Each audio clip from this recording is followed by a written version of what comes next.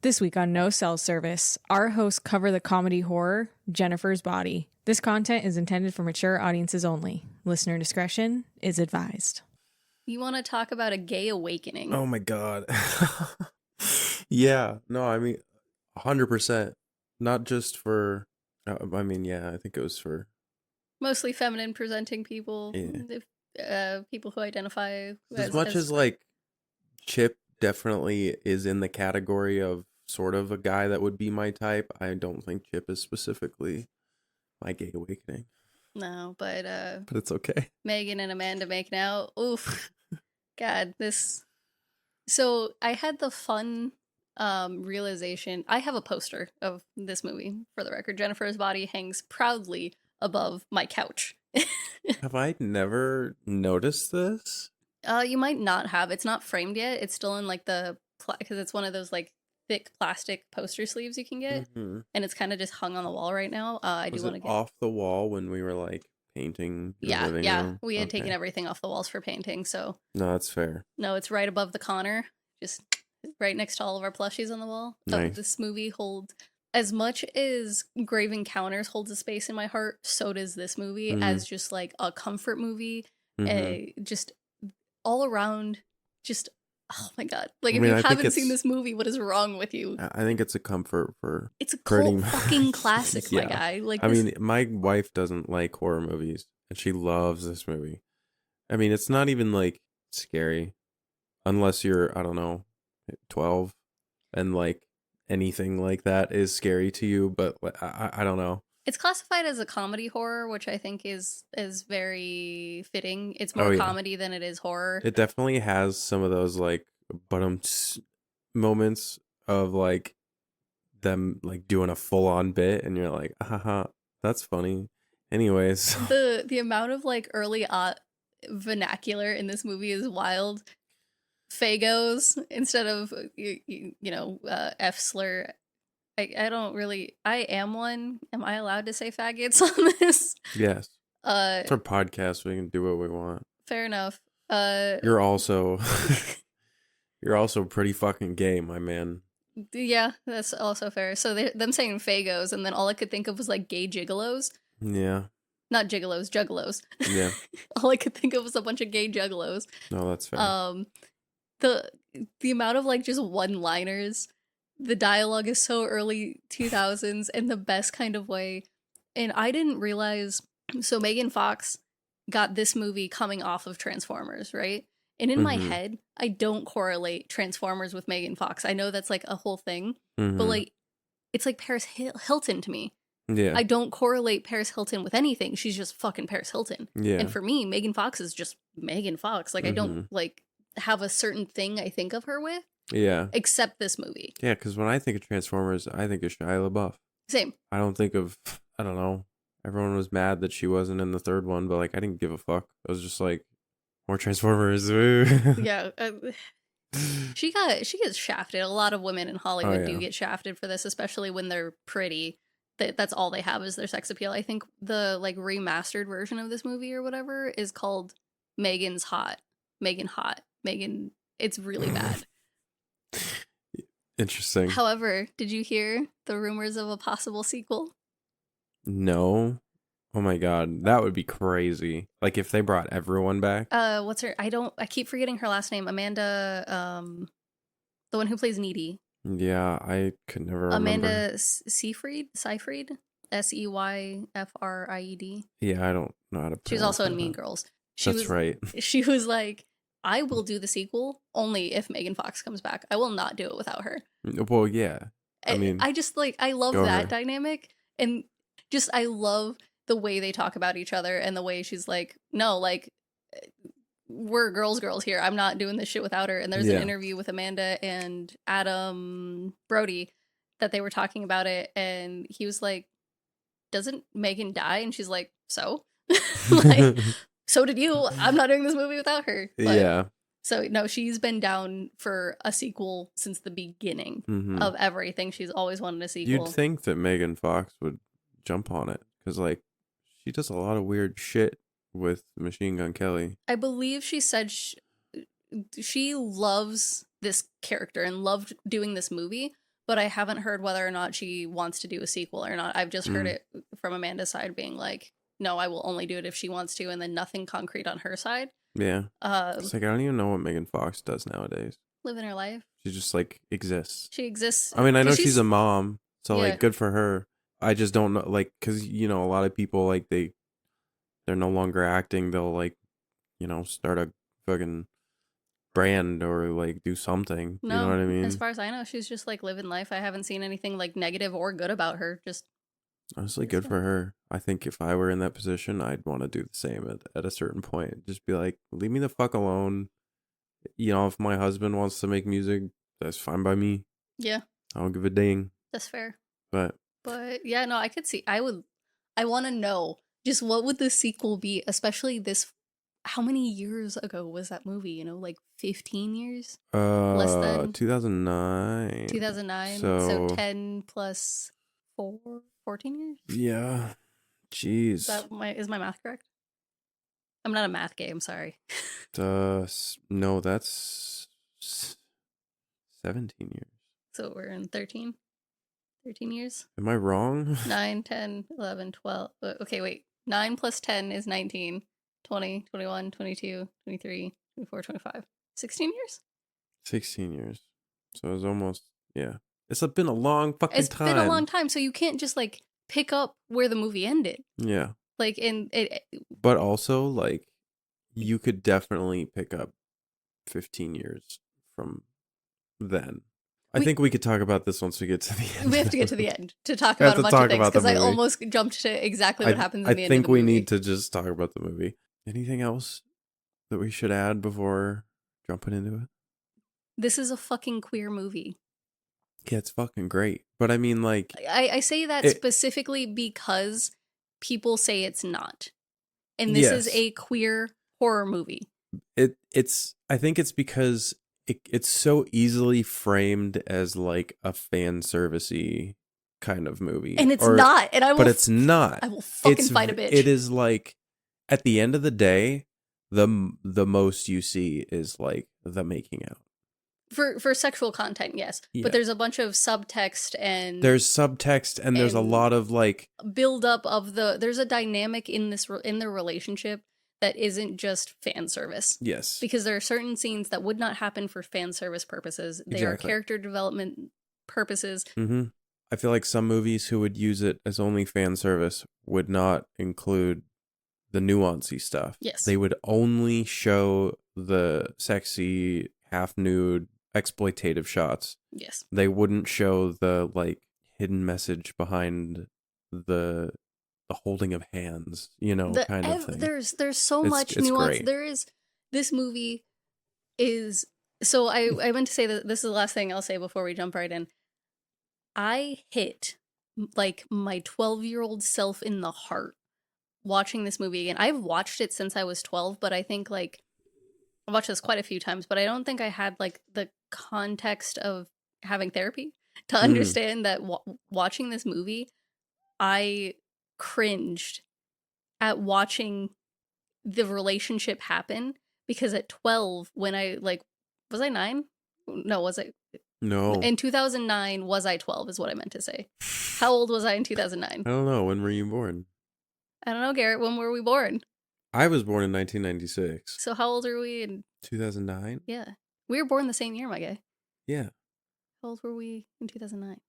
13. 13. So yeah, no, I was like almost spot on. You're like 12, 13. Yeah. So 12-year-old self was in a very homophobic household. And then you watch this movie. And so the amount of me that just like cringed and was like, oh my God, I shouldn't be watching this while I'm actively married to a woman, gay as fuck. Yeah. Like and this is why I said like I needed the context of therapy to understand why I was like cringing and like looking away. Yeah. Because this hit me at I watched this movie at a very critical age, fundamentally for a queer child. Yeah. And I still had very visceral reactions of, oh my God, I can't be watching this. Mm-hmm. And 100%. I mean, I don't like, I think that's the case for most things like that when you're a kid. You just like, it's something so profound and also like I don't know, when you're a kid and your views are as limited as what your parents are teaching you or like withholding from you, and then something totally outside the box, it's almost like seeing a color you've never seen before. Yep. Being like, what the fuck is this? I don't should I like I don't think I should be looking at this, but like I want to look because like what the it's this new like I don't even know, yeah, you know what I'm saying. exactly. It's just fucking wild. I think it really leans into the fact that up until this point, what I had seen for queer relationships was fan service. Mm-hmm. And so you just see the sexy bits. Yeah. But for this, it was like, no, there's a relationship here. There's something deeper than what just like the sexy bits. And yeah, it's like there was no relationships in American Pie. There was no there was no nuance. So I just wanted to put that out there that like this is a very queer movie. This has probably hit a lot of people around our age, fundamentally in the I'm figuring myself out, oh fuck, I just figured it out type era. And this holds a very, very dear place in my heart. Like I said, this poster is above my couch. It is one of the first things you see in my home. I love it. But it also it starts out in an insane asylum. It does. Fantastic way to start out a movie. We open on our lovely Needy, one of our main protagonists. Is it spelled Needy? It is. So her real name. I didn't have subtitles. But it is spelled Needy. Her real name is Anita. Okay. You hear it once throughout the entire movie. Okay. That makes sense. Yeah. The not having subtitles thing is going to fucking kill me. I can already tell, but it's okay. The subtitles on Amazon were also not great. I don't know if it's because if dialogue was changed and... I do know there's like an unrated version. I did watch the unrated version. So it might have been because... I wonder if I watched the unrated version too, because I feel like there was some stuff that I didn't remember, but it's been so long since I watched it. Yeah, we open on Needy in the mental institution. She's in a hospital gown facing a window working on, the best thing I can call it is like weave. It's like where the popsicle sticks are like crossed and then you wind yarn around it. It's like a knitting weave type deal. We did this at like camp. Yeah. She basically starts explaining that like she was not always meant to be in a place like this. But she's pretty fucking famous now, and she gets a fuck ton of letters. There's a bunch of letters strewn across the floor, along with a bunch of toys. Yeah. Which she's like 17, 18, and people are sending her children's toys.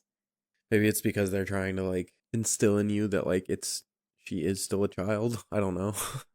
Yeah, I don't know if there's a reason for it. But an orderly comes in and tells her that, it's time. Rec started 5 minutes ago, like get out there, and so she changes from her hospital gown into some orange sweats, goes out into the yard where people are playing. Is it badminton or volleyball? I couldn't remember which. There's nets set up and people. I think it was volleyball. And they're playing. Maybe. She goes to punch a tetherball and it just flies. Yeah. And you're like, oh, so this place is not great. Yeah. And the whole time, like, she's monologuing, narrating the whole thing of, like, they say it's to keep our spirits up, but I think it's to wear us down. Like, they don't want us fighting back. They want us sleepy and complacent. She essentially talks about, like, how her hometown, just, like, a bunch of terrible shit happened in her hometown. A bunch of, like... Yeah, the way she says it is after the killing, she started feeling loose around the edges. Yeah, she says it in a very... interesting way. That's why I'm struggling to like put it into words properly, because it's the early 2000s vernacular is wild. It's heavy. Oh god, as soon as fucking Megan Fox comes into view and she's like, oh, he's salty, I'm like, oh my god, oh god, what are we gonna do? Oh yeah. So she explains that she's a kicker too. Oh, she yes. ends up getting thrown in solitary confinement pretty much on purpose. Because she kicks a woman across the room. Yeah, because she told her to eat more carbohydrates and she said, fuck you! Yeah. Kicked her across the room, they throw her in solitaire. And then it cuts to like a shot of entering Devil's Kettle. And she's like, it sounds evil, but it's just named after this damn waterfall we have where scientists have done a bunch of tests. And so it's a waterfall that leads into like a it looks like a drain, like it's circling down, and like no a one vortexing pool. Yeah. And then in this scene, you see scientists throwing these like red balls into it because they're trying to like see where it goes, but no one knows where this hole leads. And it could lead down all the way to hell, or like no one knows where it comes out, and they're like, it's a mystery, and she's like, I think it's just really deep. Mm-hmm. We cut to a house in the. I spelled night wrong. That's the wrong night. I spelled it with a K. We cut to a knight in shining armor. A knight in shining armor, and at a house in the middle of the night. There is a horse in the yard, just for the record. Yeah. I did not recognize. So it's either a horse or it's a deer, but from what I could tell, it looked like a goddamn horse. Yeah, I didn't see that. It's up until a certain point that my brain's a little foggier. I think it's because I was still waking up. That's fair. But I know what all happens. Don't worry. And then like by a certain point, we'll get to that point and I'll point it out and be like, this is where my brain started to really tune in. Yeah, so we've talked about this in a few movies where the camera is the person, right? So in this scene, we are a person like staking out this house. We're like ducking behind trees, we're crossing roads, we're like making sure we're not being seen. And then it cuts to inside the house and we're looking at Megan Fox in her bed. Mm-hmm. She's laying there watching TV and watching infomercials. Writing in a book. She also looks the yearbook. Yeah, writing in a yearbook. She looks sick. Like she does not look well. She looks under the weather. She's like writing and then there's like something dumb happens on the TV and she ends up just like turning the TV off. She like falls asleep. She like rolls over to go to sleep and then it cuts to the window. It's this wide shot of her asleep and then outside in the window is fucking Needy in a hoodie. Yeah, just standing there so menacingly. It's wild as fuck. And if you didn't know what this movie was about, you'd be like, what the fuck is happening? Like, how do we get here? Yeah. She's now stalking this random woman? Especially because, like, for anyone who had seen this movie when it first came out, you know, watching all the trailers and seeing all the promotions and everything. I mean, even on the cover, it's all Megan Fox. It is. So then when you start out with all of this, you're like, wait, what? Yeah, what the fuck happens in this movie? Megan Fox is a main character, but we follow Needy. This is Needy's story, and Megan Fox is the best friend. Yeah. Though, to be fair, we do get, like, back and forth a lot. Like, Needy is the main character here. And we're not even gonna talk about the fucking marketing, because fuck those assholes and what they did to this movie. I honestly don't. I don't know what. Oh, the marketing shit. They royally fucked this movie over by only playing into the fan serviceness of, hey, watch these gay women watch these women make out. Obviously, they couldn't be gay. They fed to the dude bro who just wants to see tits and watch people die. And so this movie fucking flopped. This movie did not do well. Diablo Cody, the writer, who also did Juno, just for the record. Oh. Diablo Cody, and then the director... Damn. Where's the director? Karyn Kusama? Karyn Kusama is the director. They did Juno and then did this movie. That's fucking wild. So they went like heavy hitter, did amazing with Juno, and then this flopped. Yeah. And they got so much shit for it. Oh, God, because, I mean, dude, Juno was everywhere. Holy shit. Yeah. Yeah, so that's... But I feel like Jennifer's Body was everywhere when it first came out. Maybe that's... I don't know. Maybe it's just how it's all perceived in my head. But we talked about this with another movie where it was like, oh, we don't remember if it was big or if it was just big in our friend groups. Everyone I like hung out with loved Jennifer's Body, but it flopped in theaters and like box office. I think it's we grew up in a small town. So I think that like no matter what you did, you watched, it traveled around the entire town. So, you know, it was very easy to just like come across people who also had like seen the same shit as us. Does that make sense? Horror was not mainstream when we were growing up. It was very still kind of like a niche, very small group. So when you watched horror movies religiously, you had friends who watched horror movies religiously because there were like 10 of us. Yeah, and it was like I had that group of friends that we liked to, we all huddled around a tall ass table. Only one of us was sitting and the rest of us were standing, watching a pirated version of Insidious on my friend's laptop because we just like wanted the thrills, you know what I mean? But we Yep. were fucking teenagers. Yeah, that was the Like, whole thing. Like, some people grow out of it, I think, or maybe it's to say like a lot, not a lot of people were necessarily into it in the beginning, but like it's definitely become so mainstream that it's definitely easier to just be like, hey, you've watched this horror movie, right? it's much more accessible and much more wildly accepted. It's the accessibility of it all that's like, yeah. So- I definitely think Jennifer's Body could have released this year, and one, it would have flopped because people would have been pissed off that a lot of people wouldn't know what the fuck anyone's talking about, except like our generation maybe. I was gonna say, if you but that's even a stretch because our generation did not talk like the way that they talked. You not as extreme. I feel like you would say one or two of these things like over a course of a year. Yes. But they say it consistently. I think this movie would do really well in today's media realm. Anywhere from maybe 2019 to now. I think, especially with all of the feminist ideals and like this movie is gaslight, gatekeep, girl boss. Like that is what this movie is to a T. Good. I think it would do amazing God. now. You would have to change some of the vernacular just to fit the times. But like it would work. It would work. It was just ahead of its time and the marketing killed it.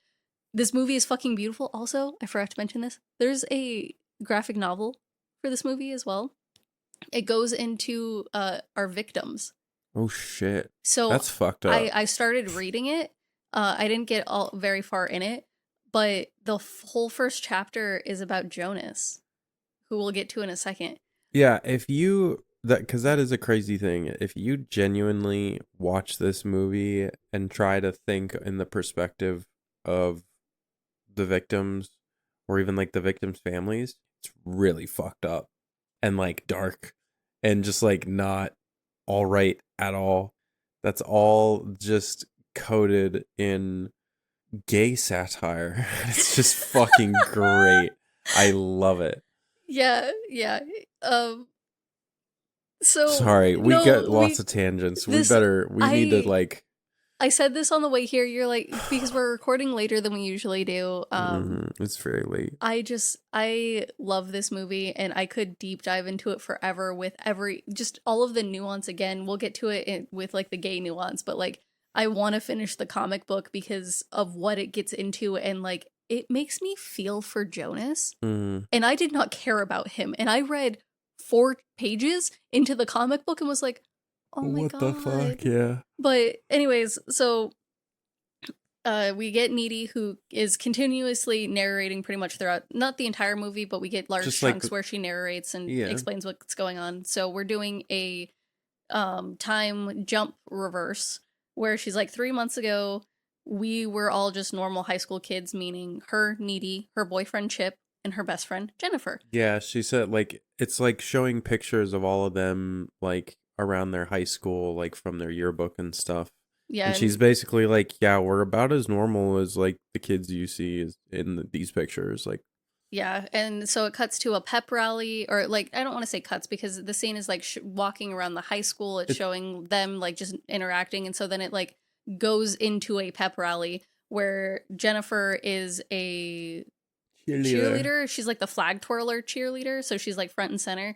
And then Needy is sitting in the bleachers and they talk about how like no one can believe that they're best friends, like because Jennifer's such a hottie and I'm such a nobody. Yeah, but like Needy looks like a dork, a quote unquote dork, because they put the pigtails and the glasses and they kind of like she has the more like your stereotypical nerd outfit where it's kind of like she's got the glasses, the hair that's I think she has it like in a half up look where it's got like the low ponytail but the rest is down. Yeah, it's like it's the typical trope of like the Megan Fox is best friends with the Betty Sue. Yeah. Or like the Beth. Yeah, who's just, your nerd. Like, oh my god, I can't believe this pep rally is so fun. Oh my god. And Jennifer like waves to Needy in the crowd, and Needy waves back, and then Chastity leans down and is like, "Oh my god, you guys are so lesbi gays." And I was like, "What does that mean? Yeah. What is a lesbi gay?" But okay, I'm here for it.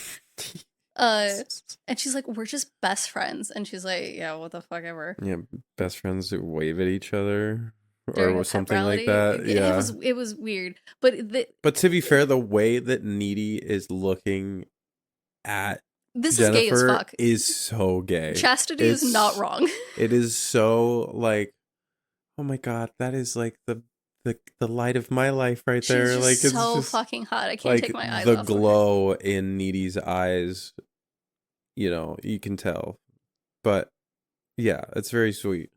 Yeah, no, no one's ever wrong when they call them gay, is what I'm saying. Everyone's trying to like, I don't know, bully them about it, and they obviously they're like, we're just best friends. And the Diablo talks about it, how like female friendships are so fucking complicated, especially when you're dealing with sexuality on top of it. Mm-hmm. I know this is something I struggled with a lot when I was younger, whether or not like I admired someone and wanted to be them, or if I wanted to be on top of them. Mm-hmm. Like that distinction between admiration and sexual attraction is something as a nuance you're not really taught when you have like sexual desires, right? Like I feel like ace people talk about how like we have no idea what you're talking about. And so like for allosexual people, it's one of those things where no one teaches you nuance about about feelings. Mm-hmm. And so it could just be that thing where like they're confused, like quote unquote confused of like 100%. And so it's just female relationships are so hard all of the time, especially when your best friend is as hot as fuck. Like I can't help you there, my guy. Like, oh yeah, no, I mean, we will obviously see that struggle. Yes. So they cuts from the pep rally to them in the hallway doing with locker stuff. Jennifer comes up and not bitches, that's not the right term. Like they have a very friendly banter about it, about being like, "Hey, you're coming with me to this rock show." And she's like, "Actually, I'm gonna hang out with Chip tonight." And she does this thing where she's like, "I'm Xing you out." Yeah. And then this entire time, bro, she's playing with her BFF necklace. That is the necklace she is like twirling in her mouth. She's like playing with the entire time. It's their matching fucking necklace. And I was like, and she does this thing where she looks at Needy's and like looks her up and down while biting the necklace and is like, 100%. Oh my god, every interaction is just really gay. Mm-hmm. But anyways, after she does the X out thing, Needy they have like the stare down for a few seconds, and she's like, "What time is it at?"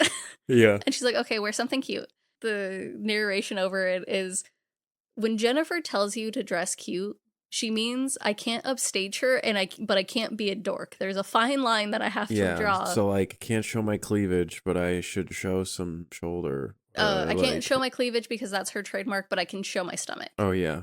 Yeah, and so she's trying all these different clothes at home. Can we say I love the transition from scene to scene is so nice. It's so seamless. It's all seamless. We skip so much like unnecessary shit with how these like scenes cut into each other too.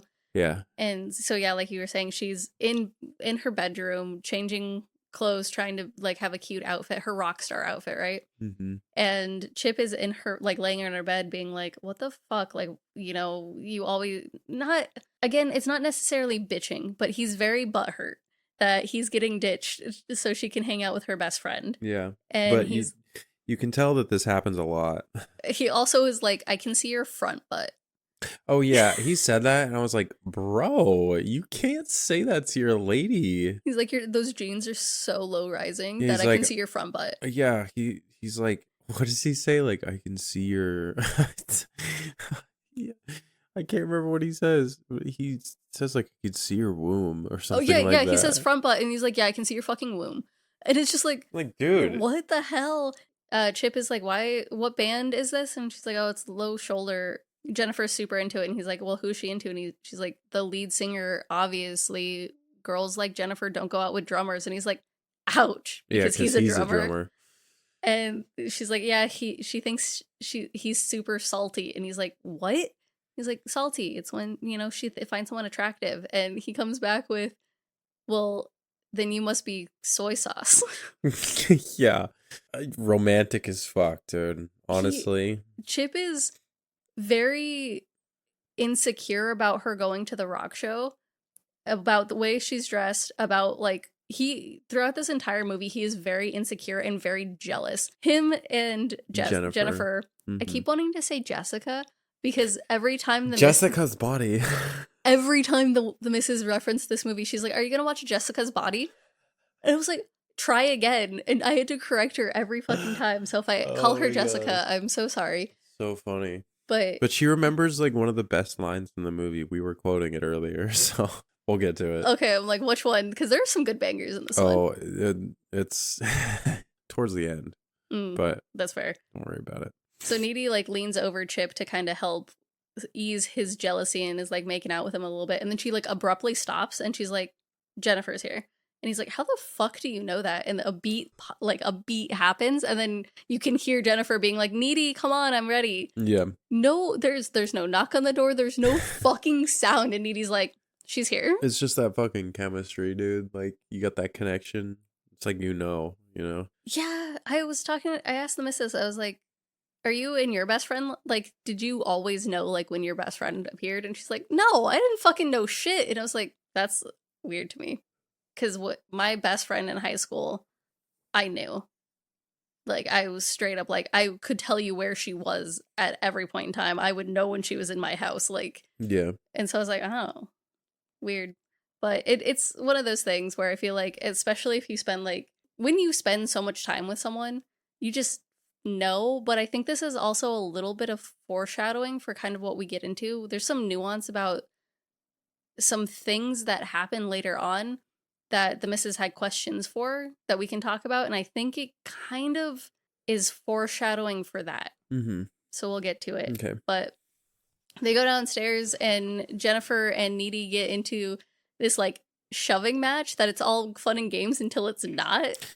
Yeah. And fucking Jennifer like shoves Needy against the door and it gets serious for half a second. And then it's just like normal again. And she's like, oh, like. We will be talking more about the dialogue in this movie than we have other movies just because it's fucking ridiculously fun. There's a lot of good lines. There's a lot of good lines, but there's also just like there's dialogue that we all skip over. So I think Jennifer starts talking to Chip about something and then they leave. Yeah. And I can't remember the exact thing. Yeah, it's just more banter of basically Jennifer being like, haha, you can tell me what you want to tell me, but like I'm gonna do what I want anyways, and like I'm gonna take your fucking girlfriend away from you anytime I want, kind of. It's literally like Jennifer is peacocking right now. Mm-hmm. They're having a dick measuring contest and Jennifer wins. Oh yeah, 100%. And wins as in Needy goes with her and does not stay with Chip. Like she wins across the board and she is smug about it. Yeah. She also has, I think, her mom's car or something. So they are able to drive to Melody Lane. Needy's like, we talked about going to a bar or a club, or you think of like bars or clubs in New York, DJs and people next lots to of lights and people your age dancing and yeah. But as she's talking about this, it's showing you shots of like a fucking Western dive bar. And you're like, oh, okay, well. No, it's your small town. You have like, it reminds me of like a museum club. It is, yeah, 100%. Where it's just like, most of you will know nothing about what we're talking about. It's an old country bar. In our hometown. That closed and reopened like 100 times in our lifespan. Yeah. Because it would close and then someone was like, the bar can't close, and so they bought it and then kept it the same, and so nothing ever changed about it. It just changed hands. So it's pretty much just if you want to go meet the locals of our hometown, you go there on probably like a Thursday night. Yeah. And it was right next to the bowling alley too, so yeah. it's just like, yeah, This dive bar looks like it is also a bowling alley. It's in the weird thing about this bar is it's like in the middle of the forest. It's not in the middle of downtown. It's not like accessible. It's like if it was someone's like large hunting lodge that they turned into a bar. Yeah. So it's in the middle of the forest. And they're just like casually talking. They get X's on their hand and they're like, oh yeah, we need to go talk to the band, blah, blah, blah. Like they look like they need groupies. And then fucking Chris Pratt appears. Yeah, I always forget that he's in this. And he's also, God, he's dressed like a fucking douche. He's in a camo shirt with a camo baseball cap, drinking a beer, talking about how like he's a cadet in the police force. And so he's about to take his exam and he'll be full-fledged and blah, Let me blah. just say this. Jennifer and Needy are high school kids, right? Yeah. This guy is 21 at least because he's drinking a beer. Mm-hmm. And to be fair, there was another high school kid there, Craig. He was the one in the Letterman, the other football player. It's about the sexual conduct between the adult and the minor. Yeah, that's also fair. Like, yeah, I don't think that Needy and Jennifer are 18. It paints them to be like, you know, junior, maybe senior, but like, unless you were born at a specific part of the year and you fall into that fucking category of like being 18 as a senior, even then, man, I don't know. It's just like, why are you hitting on minors? I don't think they were seniors. I do think they were juniors. I'm not making my fucking. No, you're correct. Chris Pratt's character, I can't. What's his name? He's only here for the scene, so I forgot to write it down. Officer Roman Duda. Jesus, yeah. Roman, that's correct. He and Jennifer have history, and they talk about said history, and then he's like trying to hook up with her again. And she gets super distracted by the band because the band starts coming onto the stage. And you can just see him in the background for a handful of seconds just being like, hey, yeah. Mm-hmm. And then he just like huffs and he just like stalks away as they go to talk up to the band. Oh, this is where Chris Pratt is the one who calls them Fagos. Oh, yeah. Because he's talking about the band. And he's like, oh, they're talking about how like, oh, you know, they're from the city because they have like good hair and they're dressed nicely. And he's like, yeah, they're a bunch of Fagos wearing eyeliner. Just like a bunch of Fagos. Sorry, I probably shouldn't say it. You're bisexual. I mean, he says it. It's just I'm quoting the movie. You're bisexual. You're allowed to say it. I guess, but the problem is from an outside perspective that's not you and I don't look super gay. I mean, I'm not super gay. Like, I'm bi, but like, I'm what's the term? Like straight passing. Straight passing. Well, it's because you're married to a woman. You are straight passing. I've said this before. So you and your wife are both bisexual, and you both got the worst traits of each. Because Tay did not get any gay traits of having tools, and you didn't get any straight traits of having tools. And so when I come over to fix things for you guys, you both told me you have a drill. Oh my God. Listen, I may not be good with some stuff around the house, but I don't downplay your sexuality because you don't look it. Just because I'm a raging queer fucking look it. I just don't want to get in trouble for saying something and then someone just like looks at me and is like, that dude's not. I will fight a bitch for you. No one's gonna downplay that you are allowed to say the word Fago. Okay. If Chris Pratt can say it, so can I. I mean, also it's 2009, but. So they walk up to the band and Jennifer's like, oh my God, like we're gonna get them shots, and they have a very awkward conversation with them. And as I used to do music videos and like film concerts, right, for bands with Daniel, and it is always awkward meeting a band, especially an indie band who doesn't know how to interact with other people. Yeah. And that's exactly what this is. They are very awkward and weird about it, and Jennifer's like, oh my God, I'm gonna get us shots. And so they walk away. They're 9/11 shooters. Oh my God. Did you catch that without subtitles? No, I didn't. They're red, white, and blue 9/11 shooters. Oh my God. They're the extra tall shot glasses that are layered with red, white, and blue on them. But I was like, Holy fuck, I can't believe you just said that. Bro, that was only like 8 years later. That seems too soon. That's a country bar. You want to support the red, white, and blue. Don't forget, whatever. Oh, I guess, yeah. I guess it makes sense. I don't know. To some people, it may look respectful and honoring. To me, it's like... I just also think it's funny because I think they only come in like 2 shots. Get people sloshed. Like you have to buy 2 of them. Oh my fucking god. Because she comes back with 2, and the band has like 5. It is what it is. Oh, jeez. They drank the second tower. Sorry. Second tower down. Oh my god. Okay, yeah. So she offers to buy one of these fucking shots for the band member, and he's like, or the lead. The lead singer, whose name is Nikolai Wolf. What a douche. Yeah. He's like, thanks, I guess. And then like she walks away to get the shots, and Needy goes to mess around with the pinball machine, and he talks to the bassist, and he's like, hey, what about that girl? And the bassist is like, what, Linda Brady over there? And he's like, no, the other one. I come from a small town, and like the sexy bitch like that always talks a big game and has never hit it off. She's definitely a fucking virgin. Yeah. And he's like, I don't know, man. I don't think you're right. And they go back and forth, and Needy, being a good best friend, is like, bitch, what the fuck? Yeah, she is a virgin. What the fuck is wrong with that? Like, whatever, and fights them about it. And like, knowing this movie, you're like, Needy, no. Yeah. But not knowing the movie, you're like, okay, yeah, I guess like stick up for your I don't know. Sure.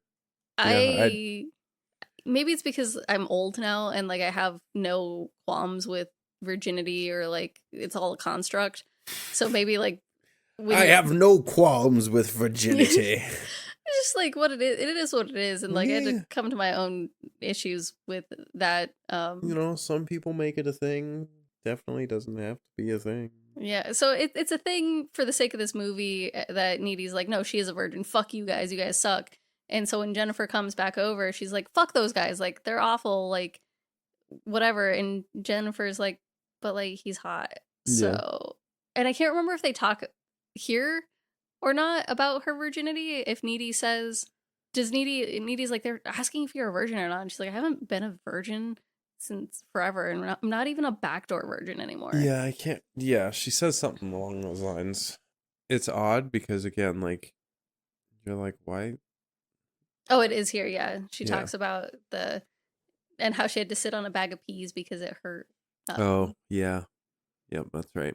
Was this when the band just starts to play? Mm-hmm. But yeah, the band starts to play, and it's this fucking dumbass song. It's just your stereotypical indie like band that sucks. Yeah, so it's like kind of a slower rock, and you're just like, you can tell that the writer wanted to try to make you feel something, but like it's just fucking corny as shit, and you're just like, shut up. It's every emo boy in the early 2000s who thought he was a poet and played guitar. Yeah. And like as they're playing, it's cutting between them, and like, the crowd starts to like the small crowd. The small crowd starts to like, enclose on the stage, and by the time we get to the bridge, Needy actually sees, like, she looks over at like the bassists or one of their like sound equipment, and where it's plugged into the wall, it catches on fire. You can't skip over the whole gay holding hands thing real fast. Oh no, shit. I'm sorry. Yeah. Nope, you're good. Okay, We're going to point out all of the gay context in this fucking movie. Yeah. The band starts up, and Jennifer instantly reaches for Needy's hand, and like they clasp hands, and Jennifer is staring dead on at the singer, just like fawning over him.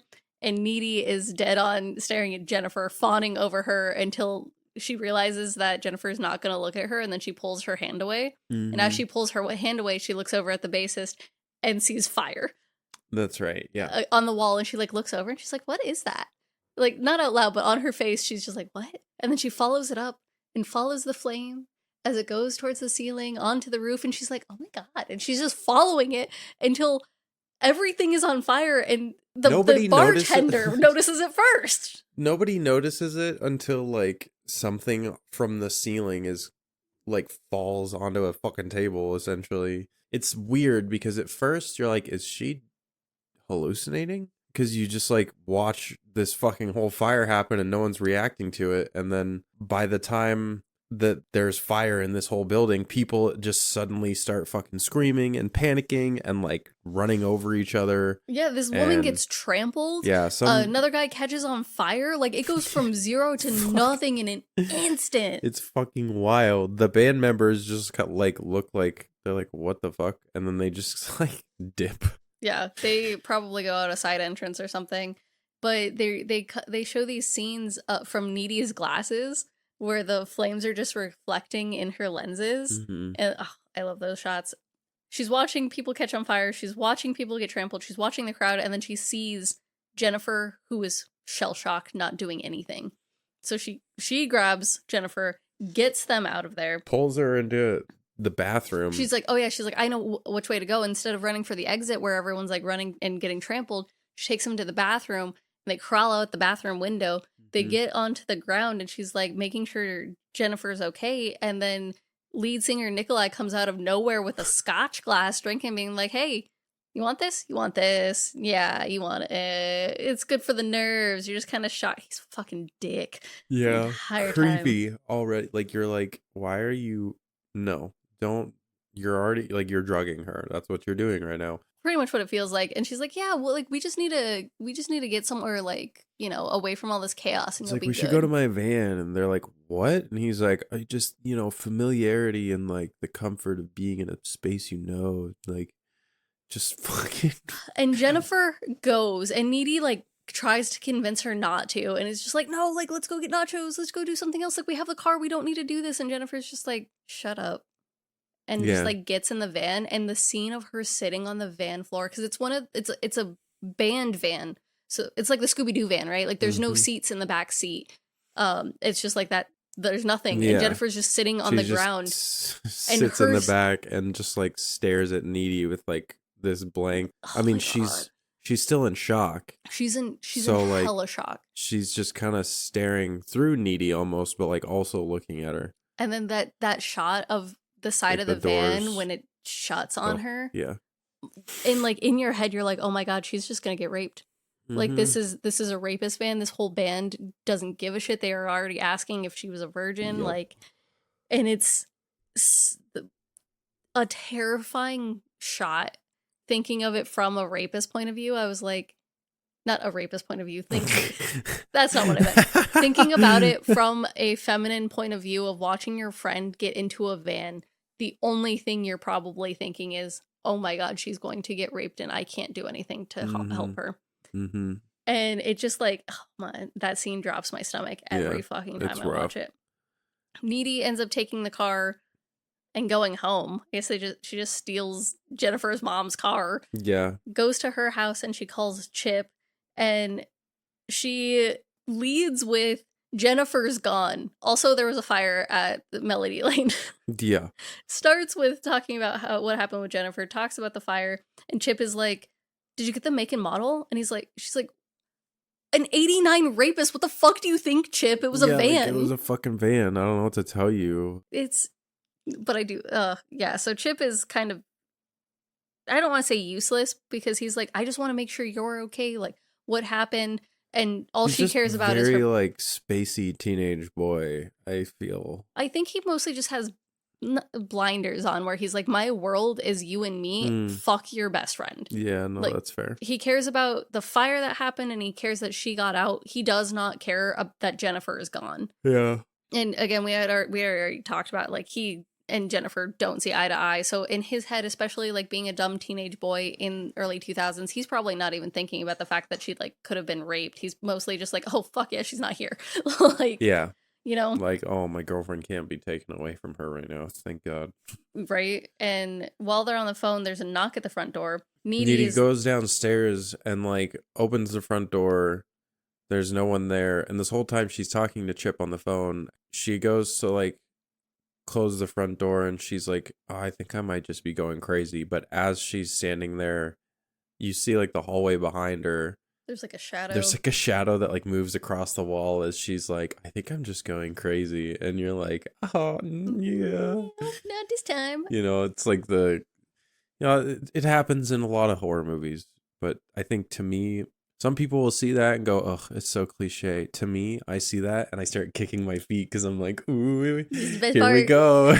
Like, it's happening. So she turns back around and she goes upstairs and then she hears like a clank or something and she's like, what the fuck? And so she goes down the hallway and there's like the under the stairs door that is either a closet or a basement, unclear because she doesn't turn the light on or anything. She just like squints really hard down into the darkness, closes it, and then goes into the kitchen where the sink is dripping and she's like, what the fuck? And so she turns the sink off and then fucking behind her is a bloody, beaten up Jennifer. Yeah, she's fucked up. And she's just standing there staring at Needy. Needy's like, Jen? Jen? Like, oh, what the fuck? And she just like, Jen just looks at her with like a blank face and then it slowly starts transforming into this smile and her entire mouth is just filled with blood and so all of her teeth are just bloody. And then she turns around and walks to the fridge. She like grabs a rotisserie chicken, I think. Yep. Out of the fridge. Like a whole rotisserie chicken. Knocks it up to the floor. Throws it to the floor and starts...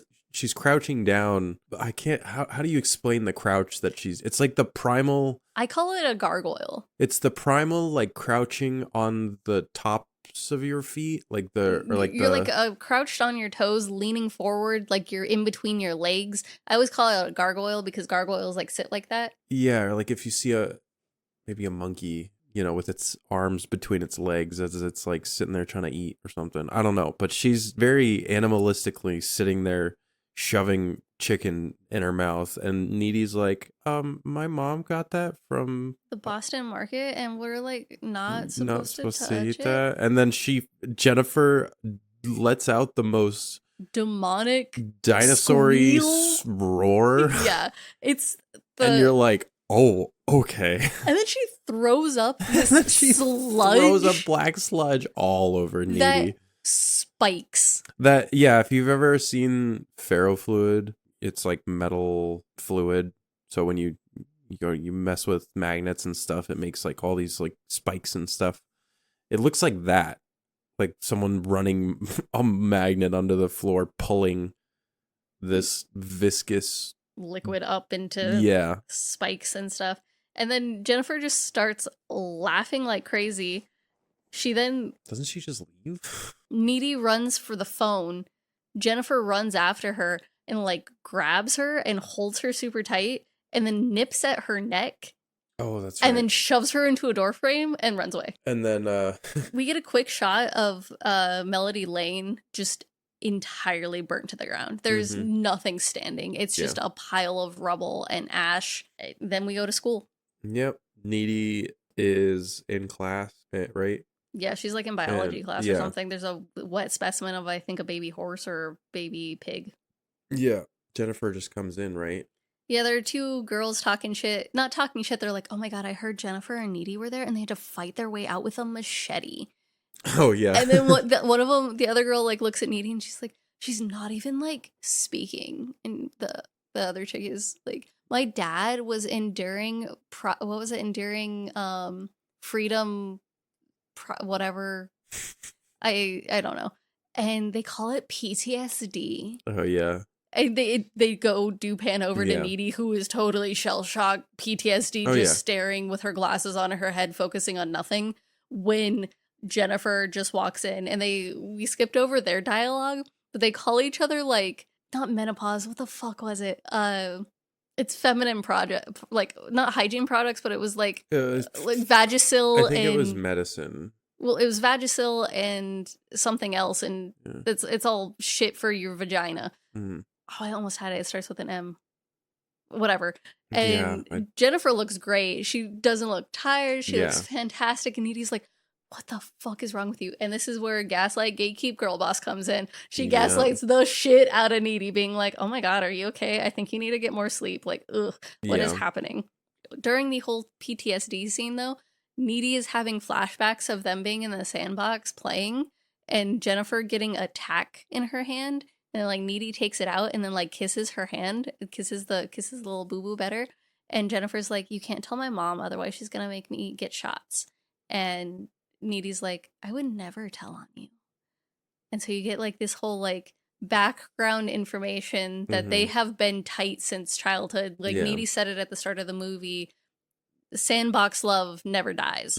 But so we get the whole sandbox scene of sandbox love doesn't die.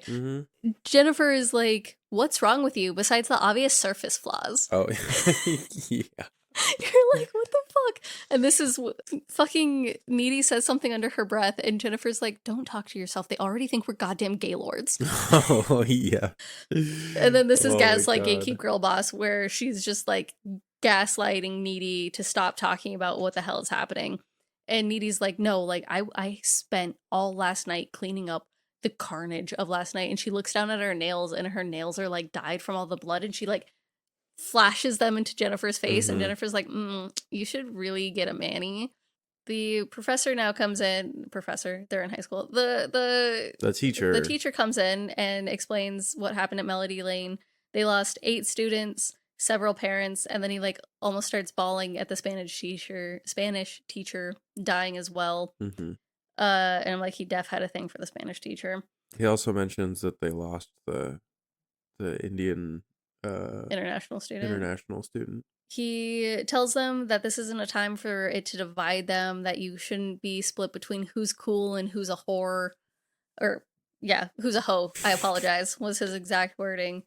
And it's, if you've ever had a tragedy in high school, this is that. There are students who are like breaking down in hallways, who are crying. Everyone just like is depressed. No one really wants to be there, but like, what else are you gonna, like, this is the weird thing about high school, right?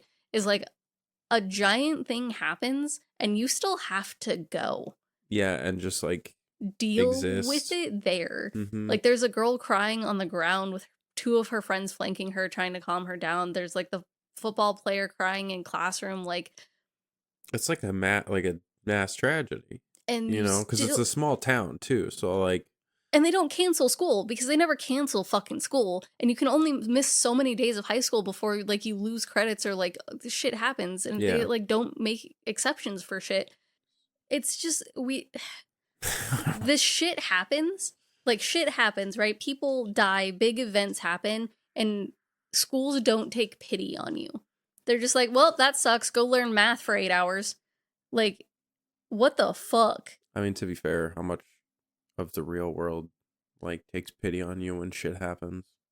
Yeah, but you can take time off. Oh yeah, I mean, legal bereavement is a thing. There's legal bereavement. There's sick days. But there's shit also you like can do. Like if there was a mass tragedy, I could call my work and be like, hey, like this mass tragedy just fucking happened. I'm not gonna be here, and that's okay. In high school, you literally get 3 days before they put you on probation for shit. Oh, high school's fucked. Well, I mean, the American education system's fucking dumb, but we don't need to go off on that tangent. All of this to say, they expect you, mass tragedy shit happens, and they just expect you to continue on like nothing went wrong. And that's what you're fucking seeing here. Yeah. Is kids having to deal with big emotions and not knowing how, so they're not actually doing anything. They're just meandering in halls being like, this is what I'm supposed to be doing right now.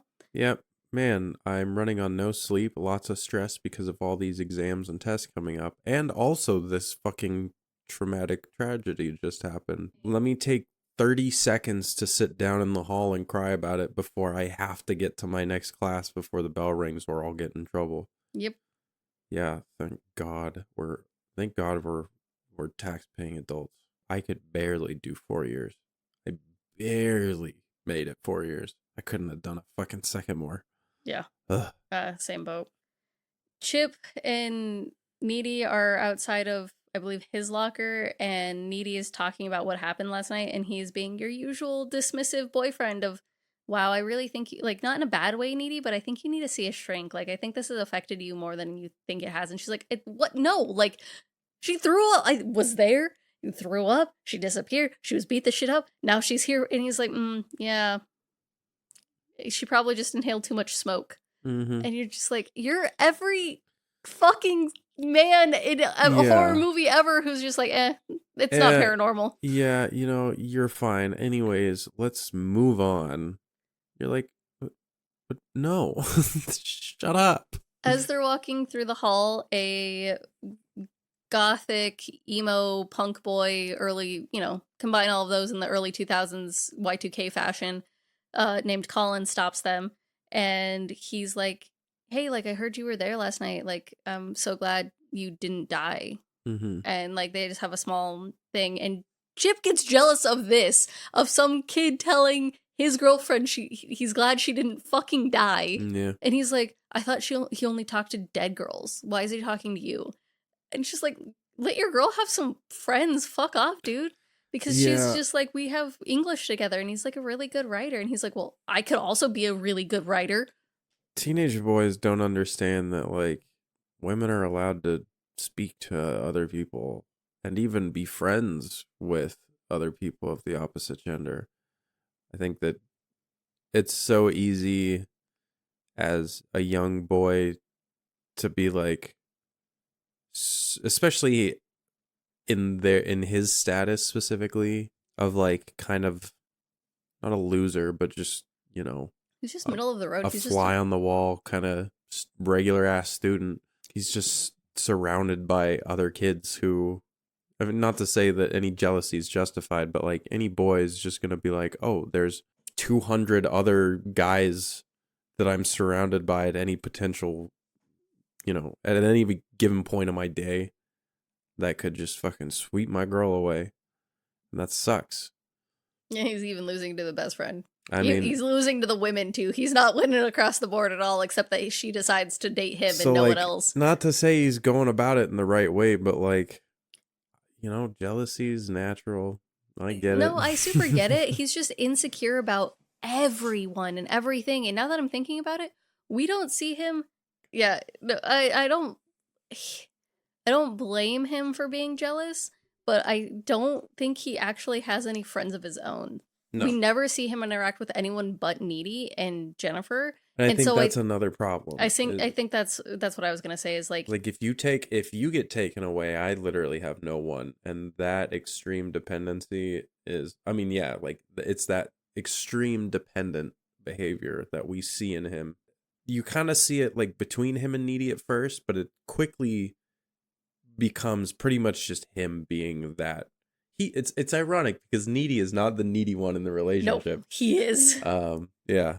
So he needy for needy. So then it cuts to Jennifer on the football field where Jonas. This is where my brain turned on. So sorry. No, that's great. I'm so happy. Yeah. So she's on the football field with Jonas, and she's like, "I saw you crying."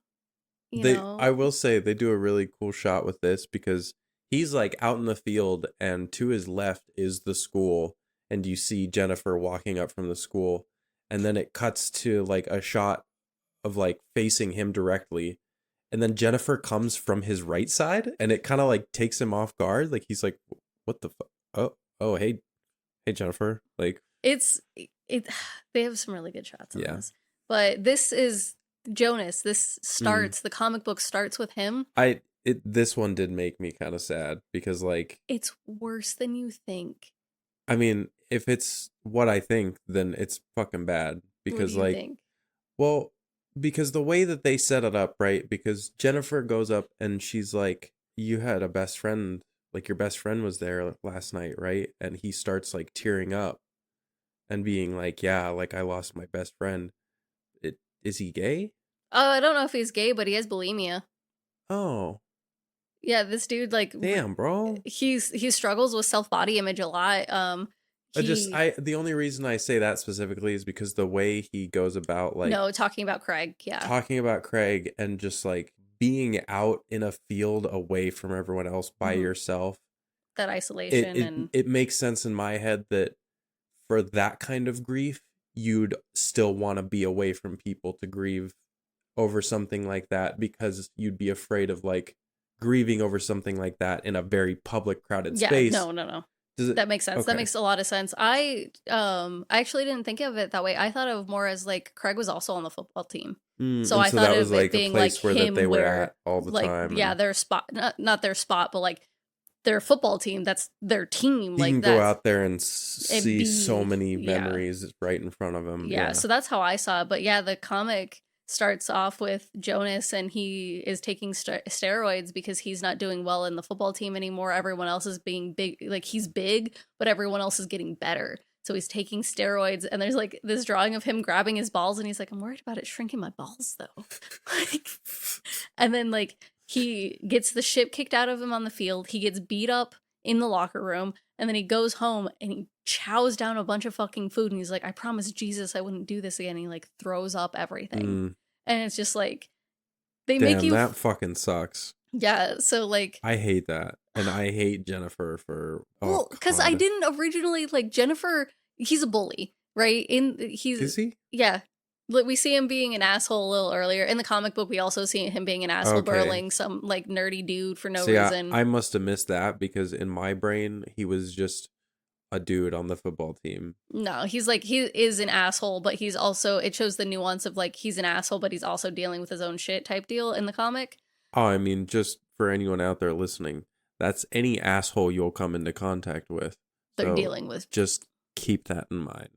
Not that gives them a right to be assholes. No, that doesn't give them a right to be assholes. And when I say keep that in mind, I don't mean weaponize that against them. I just mean like about a bigger perspective. Anyways. She leans into the whole, I was there when he died, and like, I was probably the last person to talk to him. Yeah. He said we would make a banging couple. And Jonas is like, he said banging? She's like, yeah, just like, come with me over here. And they start making out and like stripping in the middle of the forest. Yeah, they go to the woods and they start making out and stripping. And as this is happening, you see like a deer and like a crow like kind of come into frame. And then a bunny. And then a bunny. And a couple bunnies. And then there's a fox. And then there's like a raccoon. And there's just forest animals, and Jonas is like, what? He looks up and he's like, Jen, look. And she like looks and then just like looks back at him. Doesn't she says something like, oh, they're here to enjoy the show or something, and like rips his shirt open after she like unzips hers and something then like that. Rips, yeah. It's fucking wild.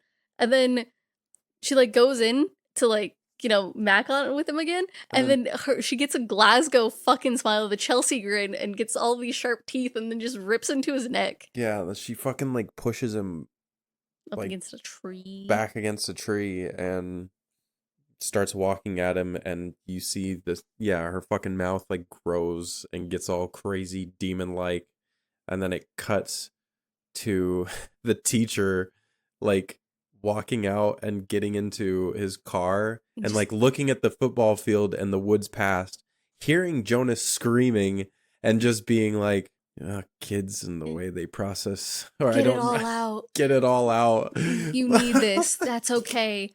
And then it cuts to Needy, who's at home listening to the radio. She has a pet ferret. We don't really talk about this, but she does have a pet ferret. Does she? Yeah. Oh God, I need to stop watching these movies right after I wake up.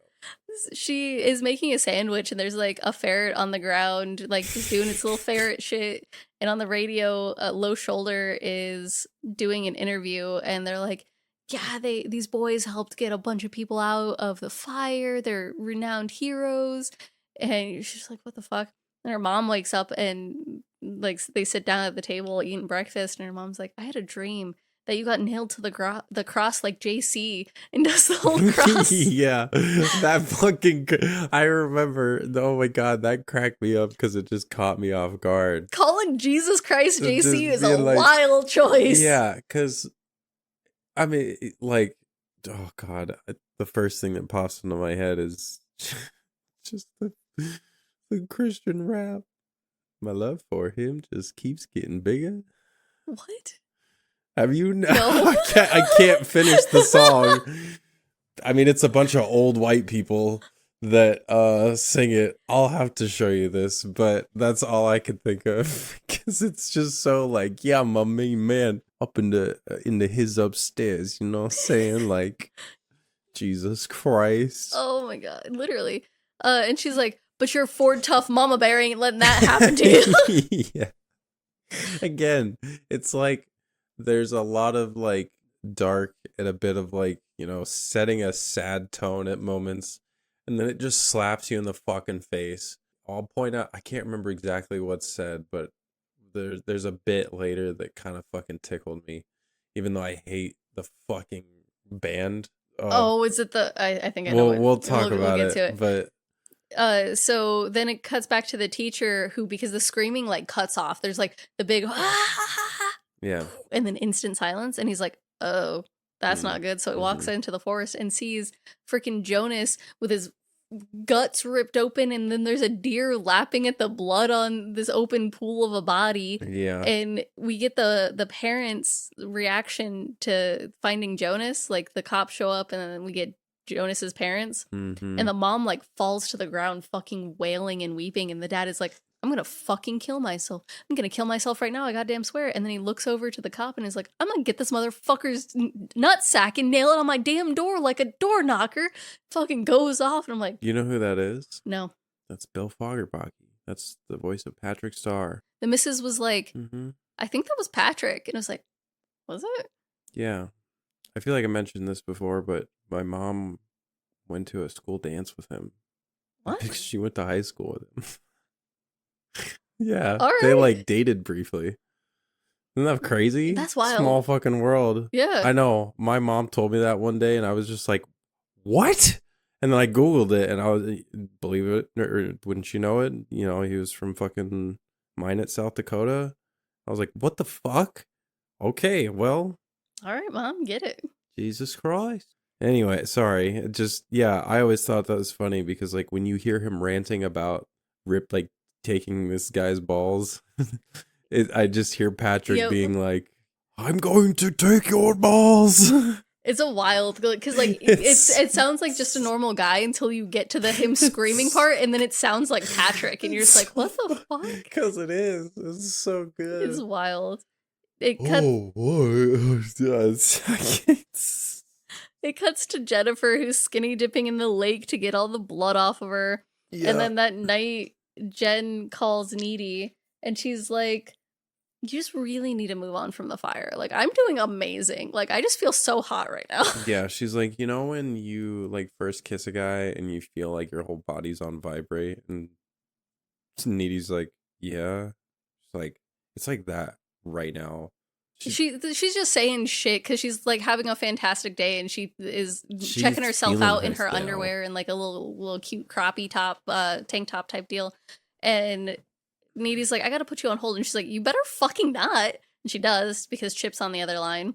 And while she's on hold, Jennifer's like holding a lighter to her tongue and is just like flailing it around. Burns it, like burns the tip of her tongue black, and then it heals back to pink in like 2 seconds. In an instant. And she asks about his dick size. Does she? So there's I don't think she asked about his. I think it's like she like makes a joke about someone having a smaller dick than him. So I can't remember what she says about his dick, but she makes a comment about Chip's dick. And then like Needy is on the phone. Chip says, hey, I need to meet you like now. And she flips back over to Jennifer and is like, I gotta go. And then she says something about like needing to go meet his pee-wee dick or something like that. And she's like, I gotta go. And so she hangs up. She goes to meet Chip, and Chip tells her everything that happened with Jonas because they're neighbors. And so he's like, Jonas got fucking cannibalized, my guy. Like, what's happening? And I don't know why he called Needy to meet up. Like, he could have just told her all of this over the phone, but it was whatever. I guess he has one friend, and it's her. So who else are you gonna call and meet up with? Explains the whole thing about Jonas. She talks about like how they must have like the worst luck ever, and like she's like, it's not a coincidence, and they're like, maybe all the bad luck is over. It can't get worse than that, right?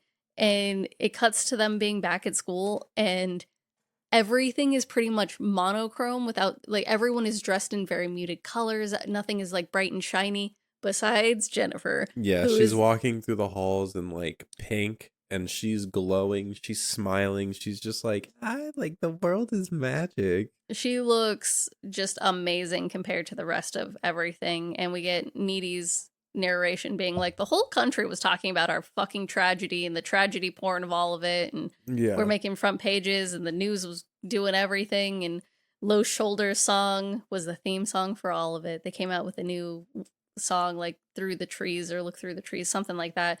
And it was, the song that just became their unofficial anthem. And a month goes by and she's like, we are starting to heal from it, trying to get over it. And the month anniversary, Low Shouldered, they released that song as a benefit. And so 3% of the profits goes to help with the families. And everyone's like, oh, yay. And then Needy's like, what about the other 97%? And everyone's like, shut the fuck up, Needy. Like, it's Chastity again, who's like, they were fucking national heroes. We were so good to have, like, lucky to have them. They pulled people out of the fire, and Needy's like, dude, that was a rumor. They didn't do shit. And Chastity's like, that is not a rumor. It was on their Wikipedia page. And I about wanted to slap a bitch so hard. The thing is, though, do you know how hard it is? It's very easy to edit Wikipedia, right? Yes. Certain pages. However, they are on top of getting that shit fixed. Like, Wikipedia is a very good place to find sources if you then check into the sources. Like, you have to double check where, because Wikipedia is pretty much like if someone wrote a paper for you saying, hey, this is all of the information, and then those little numbers and shit that gets highlighted, if you click on those, it tells you where the source is from. So how much you want to bet if you clicked on the little number being like, we help save people, it would be the band. Yeah. Trust me, bro. Like, that was the source there, right? Mm-hmm. Like, 100%. Jen now looks awful again. Yeah. Jennifer comes in. She looks sick. She does not look great. They're walking down the hall, like out of the classroom, and Needy's like, are you PMSing? And Jennifer's like, PMS was built by the man to like, she has such a good line and I forgot it. She says PMS was invented by boys to tell them when they're being shitty. Pretty much. It's just like, it was just a whole construct invented by men. And Colin comes up to them and is talking a little bit, and Jen's like, you want to ask me out, just give me your pitch.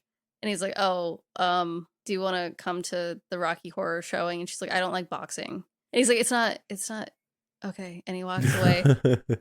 Needy's like, oh no, like, I think he's like a really nice guy. Like, you shouldn't have turned him down so quickly. And Jennifer's like, really? You think he's nice? And she's like, yeah. And she calls him back over and is like, you want to come watch Aquamarine with me? It's about a girl who's half sushi. Yeah. She's like, I think she fucked through a blowhole. Something like that. It's so funny. So before she calls Colin back over, she's like, my dick is bigger than his. Yeah. Like, Jennifer has a whole thing with anyone who Needy has any modicum of something nice to say about them is like, my dick's bigger than his. I'm better than he is. Like, we talk about fucking Chip's insecurities. Jennifer is also very insecure and requires Needy's attention. She is a walking insecurity because, like, she's the type that doesn't take it out on other people, but definitely projects it everywhere. It's in every direction all the time. I don't know if you had this experience growing up. This type of female archetype is so common and so true. Growing up as a female presenting person, you have friends like this. You think of this type of person, and every woman is going to be like, yeah, I know someone exactly like that. And so, I mean, I hung out with a lot of women. I still hang out with one of those people. It definitely wasn't as bad. You know who was like that? I don't think she's ever going to listen to this. And if she does, it's fine. I'm not talking shit. Just a very strong personality. And I mean, it was middle school. Like, what the fuck else were we going to be except like assholey kids who just like, thought we were the shit. Oh yeah.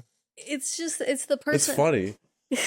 It's the personality of being like, I know I'm hot shit. Everyone else thinks I'm hot shit. This is great. However, when you take off the surface level of I think I'm hot shit, there is nothing but insecurity underneath it and the need for approval by someone. And it's usually a very specific person. Is it parents? Is it whatever? In this case, with this, it's needy. It is 100, and there's like no hiding it either. No, it's just very blatant. And I think I think Jennifer gets away with being blatant about it because I don't think Needy recognizes it. And if Needy recognizes it, she's blinded by Jennifer. Yeah. Like, she's blinded by everything else. Jennifer is her best friend, so everything that Jennifer does is, oh, well, that's just Jennifer being Jennifer. Mm-hmm. She's never seen her a different way. And so Jennifer takes everything that Needy could possibly love and enjoy and takes it for herself and, like, needs to have it for herself. The only thing that Needy has that is her own is Chip. Mm. So as soon as Colin comes into the picture and Needy's like, oh yeah, I like him, he's cool, she's like, you like that? It's one of two things. It's either I'm better than him and I'm going to prove it to you by, like, knocking him down 4 fucking pegs, or it's the, oh, you like that, I'm going to take it from you and prove to you that you can't even have it. And it's kind of both in this case, in my opinion. I think it's kind of both when it comes to Colin. 100%. I thought the half sushi comment was funny. Oh yeah, the whole Aquamarine bit is hilarious because she's deadpan. She's like, "You want to come over and watch Aquamarine?" It's about a girl just half sushi, and she fucks through a blowhole, and what's his name? Colin. He's just like, "Oh hell yeah, all right, okay, like, cool. Like I'll see you tonight. That's cool." Chip then asks Needy over, so they both have their. The way this fucker, oh my god, okay, I said that so casually, but I forgot what the end of that sentence was. He comes up to Needy and he's like, hey, do you want to come over tonight? I just bought some more condoms from Super Target. And he's like, not that that's the reason I want you to come over, but it was just, and like, Needy's a point. Like, yeah, I know, it's fine. It's fine. I will be there. I'll come over tonight. And so now we get both best friends going on sexcapades for tonight, where... They start getting down and dirty. They start, like, macking out at Chip and Needy are macking at his place. Well, being teenage awkward, you know. Yeah. But almost like they've maybe done it once before. Maybe. I don't know because of a comment that Chip makes at the end of this. That's also fair. Yeah. So I don't know if they've gotten, like, close or maybe, like, they haven't done any, like, penetration stuff. So this is the first time that they're, like, getting... No, you're right. Yeah. I think they've gone... I would say done a lot, but this is, like, the first dick in vagina sex they've had. The skibadoo. Yeah. So while that's happening, Colin is driving to the address that Jennifer gave him, and it's in, like, a condemned neighborhood. It is... It's... The missus said condemned. I thought it was, like, an up-and-coming new build area. Because the houses don't look trashy, they just look uncompleted. But everything does have, like... It reminded me of the neighborhood in Barbarian. So, like... Oh, that, like, gentrification type. And maybe it's not. Maybe it's just because it, like, struck that memory in my head. For me, it'll stand out as, like, a disheveled, decrepit neighborhood. But it could also be, like... For me, it felt like a new build community that didn't get all of its funding. Like, all of the houses were built, but the insides weren't finished. Or maybe the projects got halted and it's just, like, on a standstill. So there's, like, just a bunch of maybe halfway to 3/4 of the way built homes. No, like, it's an abandoned neighborhood. It's just not like the houses are burned down. They all are cookie cutter houses that just don't have anyone living in them. Yeah. And he gets to the house and he looks upstairs and there is a light on up there, like something. And he's like, all right, what the fuck ever. And so T-Pain is playing on the radio. I think it's T-Pain. On his radio? No, on Akon is playing on the radio. Oh, it's upstairs. Akon. It's Akon. Yeah, you hear Akon in the distance, and you're like, "What is happening right now?" So he goes to the front door, and the front door doesn't budge. And this is where I was like, boys will do anything to get fucking laid, because he goes to the front door, doesn't work. And so what the fuck? How did Jennifer get in there, right? He crawls in through a window, falls down, is not graceful about it at all. This house is creepy as fuck. The electricity doesn't work. It's half built again. There's, like, fucking plastic sheets lining everything. He goes upstairs and he's like, Jennifer? And he goes into the upstairs room, and it is romantic in a demonic summoning sense, as there are candles everywhere, and then there's a circle of candles. And Akon is fucking blasting up here. So Jennifer appears Oh. and he's like, "This isn't your house, is it?" And she's like, "It's our house. We can play mommy and daddy here." Yeah. And Huh. starts making out with him. And while this is Snagging. happening, we're getting cuts back and forth from both teams here, getting down and dirty. And as Needy and Chip are getting into it, you know, he's inserted himself. She's staring at the ceiling with the most like uninterested look, and she's like, "Oh, there's blood up there." Yeah. She's like focusing on the blood, and she's like, "Huh?" And every little like she makes like like sounds, because she's like, "What the fuck is that?" Chip is like, "Yeah, like I'm doing it. I'm getting somewhere." Well, eventually there's like a shit ton of blood on the ceiling, and then she like looks down towards like the other side of the room, and there's a chair, and there's a fucking cuck chair at the end of the bed, man. There's a cuck chair at the end of the bed, and there's Jonas sitting in the chair, and then crouched on top of the chair like a fucking vulture is a naked vulture. She's not wearing clothes. Is she naked? Yeah. Oh, yeah. You can't really see her. You see her legs and like her arms, and there's no clothing shown. It's Jennifer. The reason I say she's vultured is because it's like her knees are like level with her head, because her fucking hands are like on the couch and she's like crouched again, on like, it smiling. And I will say this is probably the creepiest shot of the entire movie. Like if anything were to scare, let's say, a young 12-year-old, it would be this scene specifically. Well, and I think it's because of the smile.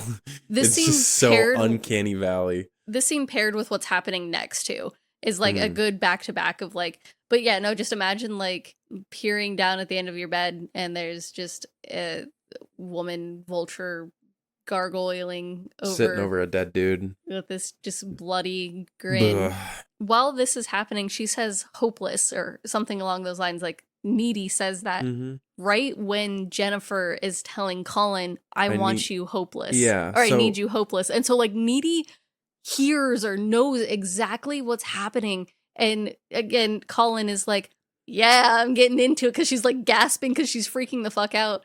And Colin then gets his neck ripped out because we got the whole like Glasgow smile jaw and hinging thing again, but it's all shot as a silhouette scene. Yeah, so you just see this shadow of Jennifer tearing into Colin. I keep wanting to say Cletus, and that is not even close.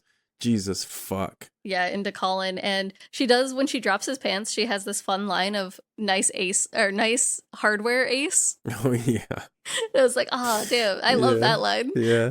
But yeah, she eats him.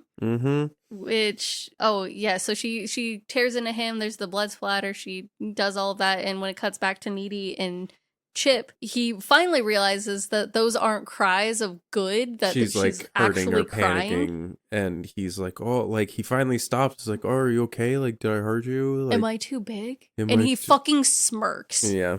This fucking piece of shit motherfucker. And she leaves. She just fucking dips. Yeah. I would too. Yeah, so Needy bolts.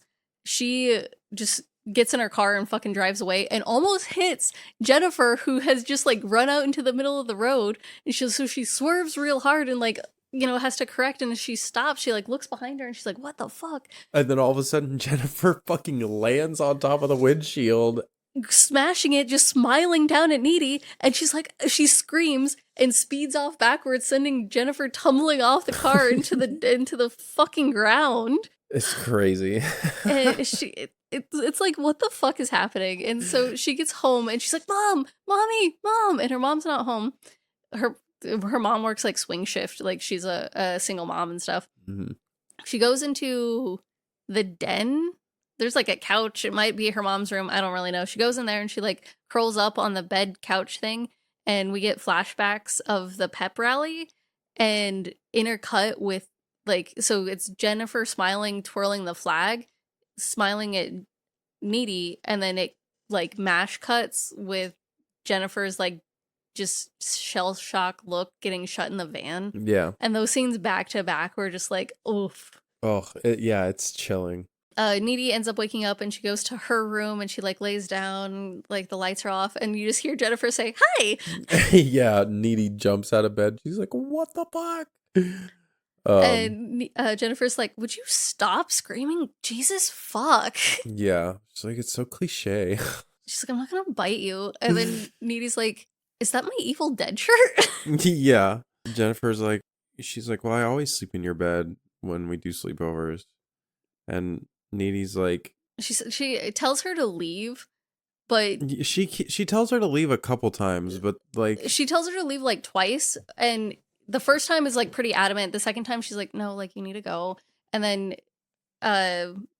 Jennifer gets on her knees and like crawls over to the edge of the bed and is like fussing with Needy's hair and just kind of like fussing with her a little bit, and then like super lightly kisses her, then kisses her again, and then they just like kiss a few times before Jennifer just lays back on the bed and Needy like stares at her and fucking just goes for it. Yeah. And this is the fans quote unquote fan service scene that was used for promotions and used for everything of like them making out, and fucking the actress, her name, Amanda whatever, she's like, kissing Megan Fox was sexy as shit. And it was like, fair. Yeah, honestly, like I can imagine. And it's a long scene of them just kind of making out, and you know, Jennifer just like rubbing her arms, and they don't strip or do anything, they're just making out. But like they get to a point where Needy like jumps off of her and is like, what the fuck are we doing? And no, that's not it. She's like, what the fuck are you doing here? I saw what happened. She doesn't like question what is going on. She questions why, like everything else. She questioned what's going on, and then is like, what happened with all the shit in the car and the what the fuck? Sorry, I guess I should say she's not questioning the makeout. She's questioning everything else. She's questioning like what happened. I thought she was questioning like the whole night, like just that, like what the fuck is even happening anymore. I don't know. I don't think it no, you're good. It's how I took it as she's like, I need you to explain what's happening with you because I feel like I'm going crazy. The makeout thing felt like it's happened before, especially with what Jennifer says at the end of this conversation. That's fair. But she's like, I just wanted to explain some things because best friends don't keep secrets, right?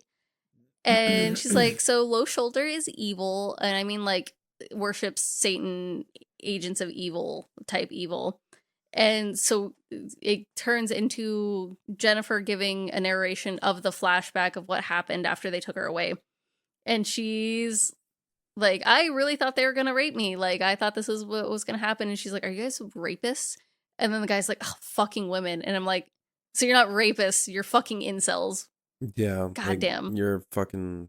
She thinks they're going to rape her, so she's like, I'm a virgin. I don't know how to have sex. You guys like need to find someone else. Like I've never done it before in my life.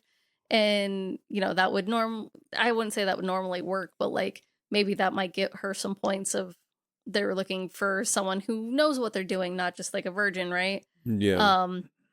As soon as they stop the van, she tries to bolt and they grab her and they're like, oh, a waxing moon, perfect for the ritual. Mm-hmm. They tie her up on this log next to the waterfall, and yeah, they explain that they're going to sacrifice her to Satan. And the Nikolai, the lead singer, is like, yeah, I printed this off the internet, and he like unfolds a piece of paper. Yeah. And he explains that being an indie band sucks, and that, you know, if you don't, I can't remember what he says. One of the dudes is like, I don't want to do this, and he's like, oh, so you want to work at this? It sounded like a restaurant or something. It was a coffee shop. It was like the Moose Hoof Cafe. Yeah, you want to work at this fucking cafe for the rest of your life? No, like... I didn't fucking think so, so let's get on with it. And so he pulls out a Bowie knife, and one of the guys is like, oh, sick knife, bro. And he's like, yeah, it's awesome, isn't it? And he goes to, like, take it down on Jennifer after saying, we deliver this virgin onto thee. And he, like, brings it down and stops, and he's like, wait, Jenny. And then he starts singing 8675309. Yeah, and they all start singing it, and it's fucking creepy as shit. And they get to the chorus part of like, I can't sing well, but like, Jenny, I got your number, and then he starts stabbing her, like no preamble, crazy. Fucking just stabs her. And the way Jennifer explains it to Needy is like, yeah, they went all Benny Hanna on my ass, but like, I guess it didn't kill me. Yeah, she's like, yeah. Guess it didn't kill me. Now I have like, she doesn't say super strength. She's like, she calls herself a god at one point, and then she's like, just watch this. She calls it some X-Men shit. Yeah, she's like some X-Men shit. She's like, watch this. And she like stabs this thing into her arm like a and pencil and yeah, like rips drags it her up. arm open. And Needy's like, oh my God. And she's like, just watch, just wait. And then And it then just like like 2 seconds later it heals and yeah. Needy's dumbfounded. Yeah, she just kind of she's like, what the fuck? And Needy's like, maybe it did kill you. And then Jen goes on to explain like she found Ahmet, the international Well, Indian student. Jennifer remembers waking up and just like finding her way back to Needy, and then like Oh, the that's shit right. goes down in the house at Needy's, and then she leaves, and on her way out, that's when she sees Ahmed, the exchange student, and stops him in the road and is like, "Are you okay?" Like, Oh, you made it out of the fire. Does anyone else know you're alive? Does like your host family? And he just keeps shaking his head no. So she leads him into the forest and fucking murders him, and explains when she's full, she feels like amazing and and it has the godlike powers of healing and all that kind of stuff. But yeah. when she's hungry, she looks terrible and feels really shitty and everything is awful. Mm-hmm. And Needy's like, what do you mean when you're full? And then we go back to Gaslight Gatekeep Girl Boss with her being like, don't need to talk about that. I don't know what the hell you're talking about. Like, I think you're still delusional from the fire. Don't even worry about it. Mm-hmm. And Jennifer mentions Chip. And this is where Needy makes her leave. Mm-hmm. She says something about Chip, and I can't remember what it is. And she's like, you need to get the fuck out. Like, you need to leave. And she's like, fine. So she goes to the window, and Needy's bedroom is on the second story. And she's like, what the fuck are you doing? And she's like, you told me to leave, so I'm leaving. See, it's cool. And then just like walks out of the window, and Needy runs up to the window, and Jennifer's just gone. Yeah, there's no sign of her anywhere. The next scene is the most cringe part of this movie for me. I hate this. I can't deal with secondhand embarrassment. I cannot fucking do it. And the next scene is Colin's funeral. Oh God, this scene genuinely. If you can tell me, I would like to know. I don't know why it necessarily exists. This scene could not be in the movie, and I think it wouldn't make a single difference. So when other than like one thing that's said during it that is mentioned later. So I think you also watched the unrated version. Okay. Because when I was originally doing my research for this movie, I did the research before watching it. So I watched a bunch of deleted and extended scenes, and this scene was in that compilation. Okay. So I think this scene is part of something that got cut, but because I watched the unrated version, I don't know if in the original theatrical cut it was in it. Huh. So unclear if Colin's funeral, the way we're about to talk about it, is in the movie, the rated R version of the movie, please let us know. But what happens is the priest is talking about Colin, and then Colin's friend stands up and like interrupts the whole service, being like, he's with the dark angels now, he must take me with you. And then the girl next to him stands up and is like, no, I need to get this off my chest. And the priest is like, girl, like, this is not the fucking time. And the mom lets it happen, and she's like, did he have a date with Jennifer Check last night? Literally, like, it's the goth kids having their moment, and then Colin's mom standing up on the other side and being like, y'all don't get to fucking do this shit because I'm the one who is the monopoly of all this pain, because my son is not flying around in the darkness. He's in this fucking expensive ass box going 6 feet underground. So you can shut the fuck up, kids. Yeah. And I was just like, my brain chalked it up to useless monologue. Why? And then like I was just glad that it was the next scene, because it was just very uncomfortable. It made me very uncomfortable. Again, secondhand embarrassment is the thing that gets to me the most. And Needy is at the funeral, but at this awkward distance of not being close enough to make it look normal, but being too far away for it to be like secretive. Or reverse. She's too far away for it to be normal, and not close enough for like she's just at this weird fucking distance. It's like a fucking. It's like she's creeping on a funeral. Yeah, it's like, like I'm trying to think of a fucking movie. I'm drawing blanks. My brain keeps thinking John Wick, but like he doesn't sit off in the distance looking at a funeral. I'm thinking Shooter for some reason, but it doesn't happen in that one either. No, honestly, my brain. You know what movie it does happen in? G.I. Joe: The Rise of Cobra. Because like have you seen that movie? I've seen that movie. Fucking rips. First of all, I've heard. Okay, so I've seen a lot of clips, so I feel like I've seen it, but I haven't actually like seen it. Channing Tatum, not the biggest fan. I genuinely think that it's one of his best works. I want to see it. I will watch it with you, dude. Okay. It's so much fun. If you haven't seen The Lost City, he's fantastic in that movie. I haven't seen that. Action comedy, fantastic. You get to watch Brad Pitt get shot in the head with a rifle. Nice. Highly recommend. So the next scene is Needy going to the library, and I can't tell if this is the school library or the public library. It's gotta be the public library because she finds a book on demons and Satan sacrifices and succubi and the word succubus flashes across the screen, and then like reading about flesh eating and botched sacrifices, because like they were supposed to sacrifice a virgin and they sacrificed the extreme polar opposite. Yeah. Of a virgin. And so they gave birth to a succubus. Yeah. From what you gather from this, it sounds like she's a succubus. And then I said presidential alert, the girls are fighting, because the next like flashes are Needy sitting there and she's like, I haven't really talked to Jennifer since it all happened. I haven't really talked to anyone really. And then she's like staring at Jennifer, who's talking to a bunch of other girls. And like Jennifer looks over at her and smiles, and then it flashes her smiling with like bloody teeth and blood like dripping down her neck, and then it flashes back to Jennifer just looking normal. And then Needy's vision is cut off by Chip like getting into her face and being like, "Hey, so like spring formal, I bought our tickets." Yeah, and she's oh god, and she looks at it as like a dance. You really want to go to a fucking dance right now? Like, I say fucking all the time. She does not swear. Yeah, that's part of. She has the attitude of like she might as well be saying it because she's very like, you want to go to a dance.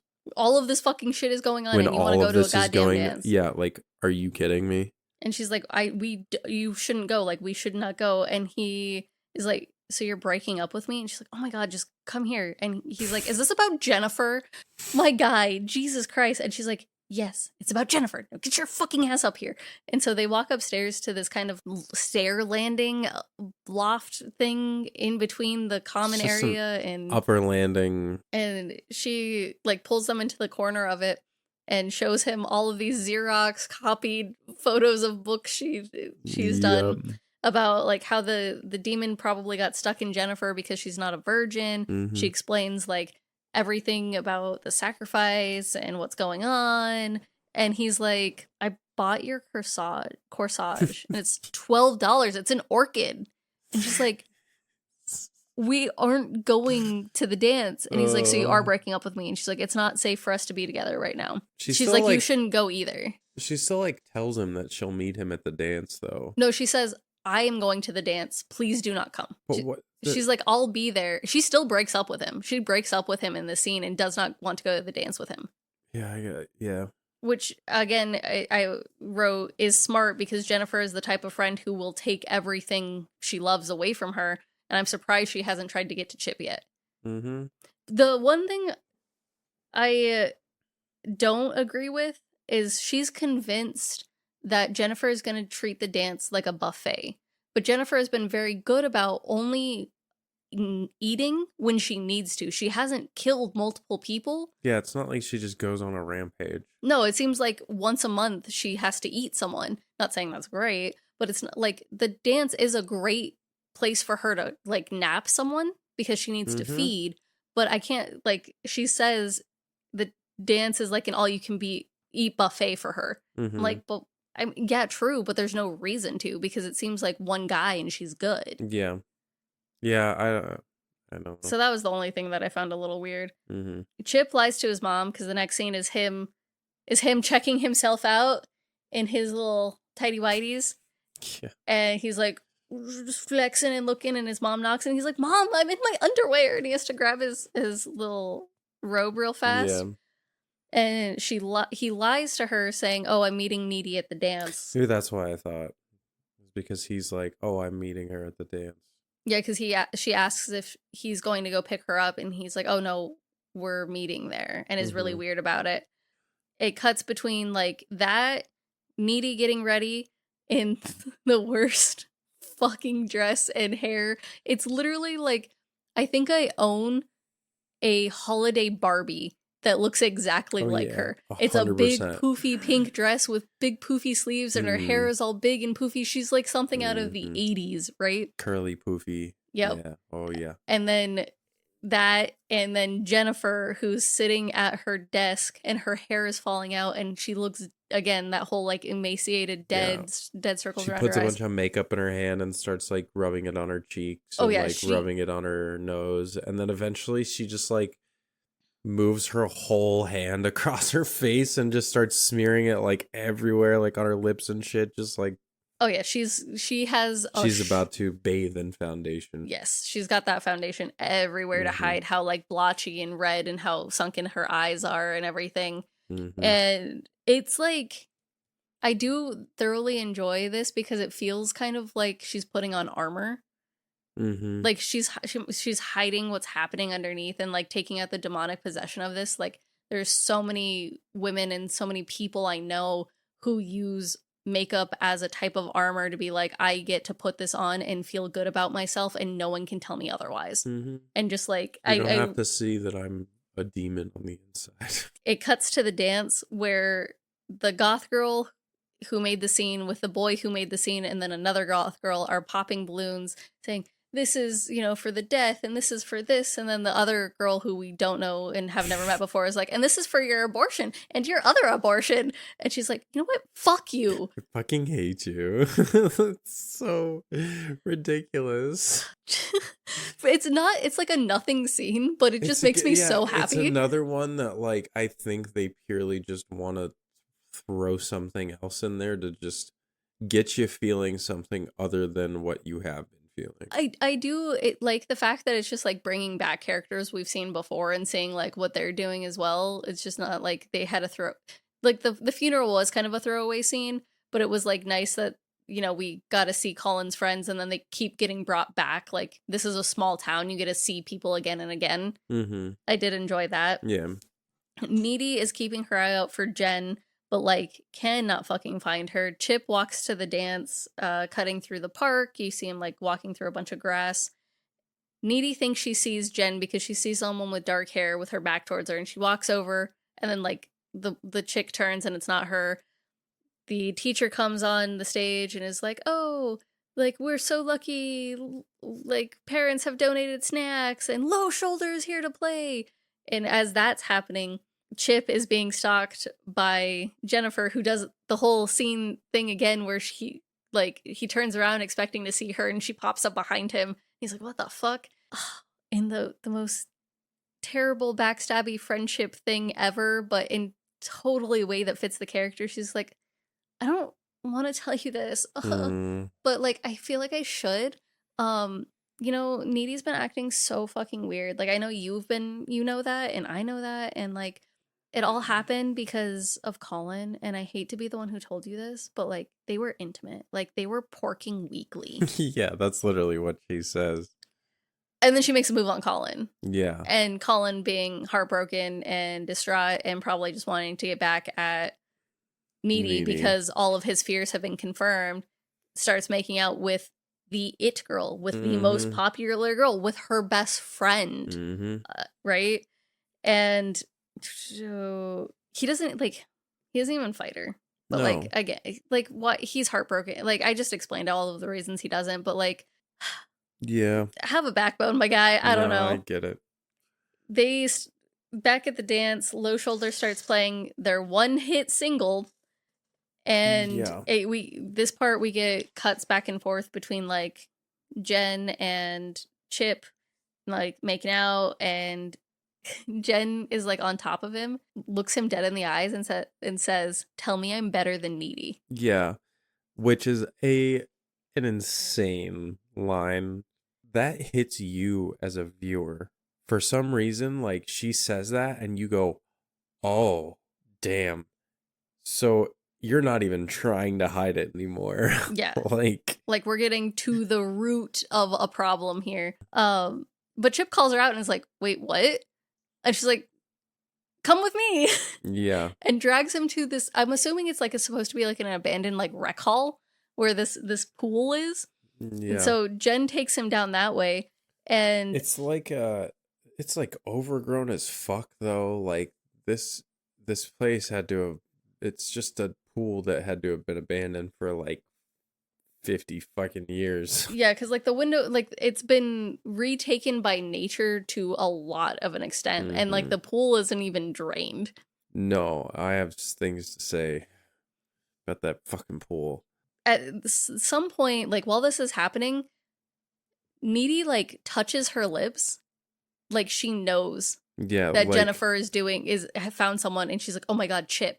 And so she bolts from the dance, runs straight to Chip's house, and is like, "Hey, where's Chip? This is why they weren't meeting up, because she told Chip to stay home." That's right. And Mom is like, "What do you mean? Like he went to go to the dance. He meant to go meet with you." And she's like, "So he's not here. And where is he?" And she's like, "I don't know. He usually cuts through the park." And then she turns around and like we haven't talked about his little sister, but his little sister is like man spreading, eating a popsicle, and she's like, "Oh my god, stop! No one wants to see your Kiki. Like, stop sitting there like that." And she turns around and Needy is gone. She's already booked it. She's booking it across the park, and she gets to the park. I think like sees his backpack or the corsage or something like that. She hears it. Well, she sees something on the ground that makes her stop. Okay. So I think it's the corsage. Oh, yeah, it is the corsage. That's right. And then hears him scream. And so she runs to the pool house where Jen has been drowning and fighting Chip.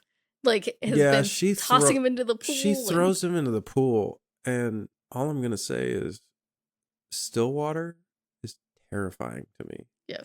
So, like, she's, like, drowning him in the pool. Needy gets to this pool. She like climbs through a window and like flops through, stands up, and she looks down, and in the pool, Jennifer's like taking a big old fucking bite out of Chip's neck. She's got that fucking demon face. Yeah, Needy gets to see the demon face for the first time, like the full ass face. Oh god. Needy does like the prayer thing with her hands, like from her head to her chest, and across the chest, and the sign of the cross. She does that and says like, "Lord, give me the patron saint." Was John the patron saint John of whatever? Give me the strength to take down a bitch. And leaps into the fucking pool, and it does this like slow-mo. Just like fucking grabs Jennifer, pulls her off of Chip, and they like go underwater and they like tussle or whatever. And so she comes back up and she's like has her back to Chip, kind of trying to protect him, and he's like, "Needy?" He says something. He's like, "Oh, I'm sorry, I didn't believe you." And she's like, "Whatever, Chip, like we'll talk about it later." And so she like grabs him and like tries to start taking him out of the pool. And Jennifer starts floating out of the pool. And he's like, "She can fly?" And Needy's like, "It's hovering. It's not that impressive." And she's like, "Why do you always have to undermine everything I do?" And you're like, "Oh, we're getting into root problems of your guys' like friendship now, right?" And so now we have like, we could really read into the friendship now. Like we have this whole thing of Jennifer being like, "Tell me I'm better than her," and then Needy being like, or Jennifer also saying like, "Why do you undermine everything that I do?" Like we have a lot of like bits and pieces of this friendship now, and even Needy says it. She's like, "You were always a shit fucking friend. You took all of my stuff. You treated me like shit." And Jennifer's like, "And now I'm eating your boyfriend. At least I'm consistent." Yeah. She's like, not wrong. She's been very consistent in everything she fucking does. You know who she is at this point. I can't remember. Needy says something, and then Jennifer loses her shit and calls her by her last name instead of calling her Needy. Oh, yeah. Needy's like, "I thought you said you only eat boys." And she's like, "I swing both ways." Yeah. Or I do both ways or something like that. And as she goes for Needy, Chip, with his last little bit of strength, holds up a pool tool thingy. Yeah, Pole, like the pole, net. not a pool. POLE, pole. Yeah. And Jennifer runs straight into it, and she's like, "What the fuck?" She just pulls it out of her. Chip like collapses after he gets the stab in, and then like Jennifer just starts pulling it out of her, and then she looks at Needy and says like, "You got a tampon?" And she's like, "No." She's like, I thought you might be plugged up. "Thought you might be plug-in or something." And then just like walks away. And then just fucking leaves out the window. Climbs out a window. And obviously she's not healing because she needed to feed tonight. So she's like limping. She's bleeding everywhere. It's not healing as fast as it was. But Needy then leans down over Chip and is just like holding him. And she's like, I can call someone. And she like grabs the phone. And this is when you know they had old phones because she bangs that shit against the ground trying to get it to work. Mm-hmm. And it's not breaking. Chip is just like, I think I died before you got here, but I woke up when I heard your voice. And so it's okay. And she just like watches him die. Yeah. They exchange I love yous. And he's like, I'm sorry I didn't believe you. Yeah. And then he dies. She cries. And my first thought was, well, as soon as you hit that water, you would have been dead anyways. So we cut to Needy, and she's laying. Her gown is disgusting. She's covered in a mess She's of laying like in her bed, like in her gown, but fucked up. Blood and gunk. And at one point, Jennifer had thrown up again, and so she's like also covered in that. And she's just like laying there staring at her ceiling. And she looks over at a picture of her and Chip, and then she looks at another picture of her and Jennifer, and then she looks back up at the ceiling. It cuts to her changing real fast. We get to see her like put on some boots, digging in the toolbox that says worst dad ever to pull out a box cutter. And then it cuts to the opening scene. The scene with Jennifer in her room watching the infomercials, writing in her yearbook. And we now see what she's doing in her yearbook. She's circling boys and writing yummy. Those are gonna be her next targets, potential targets. Yeah. And she so it's funny because like you see in the beginning, you don't understand why she's looking sick. You don't like what's she doing in her yearbook, and then now like you get this perspective. You understand why she's pale as fuck. And now you get to see what she's doing in her yearbook, and you're like, it all makes sense now. Everything makes sense. And Needy just busts through the fucking window. Like, dives through the window. Like a fucking, like John Wick. Insane. She fucking jumps on top of Jennifer. Starts strangling her and is like, you killed my fucking boyfriend. Blah, blah, blah, blah, blah. And then Jennifer drags her down and then bites into her fucking shoulder. Mm-hmm. Like, not full ass ripping a chunk out, but might as well be ripping a chunk out of her shoulder. And Needy brings out the box cutter and she's like fucking going wild. She delivers one of the best lines. Well, Jennifer, she's like, she says like, why do all your weapons come from Home Depot? That's so butch. You're butcher. Yeah. Oh my god. It's yes. So I forgot fucking about that. funny. Like, that's what me and your wife were like cracking up over that line earlier because she started saying it and I just like lost it. Like it's so funny.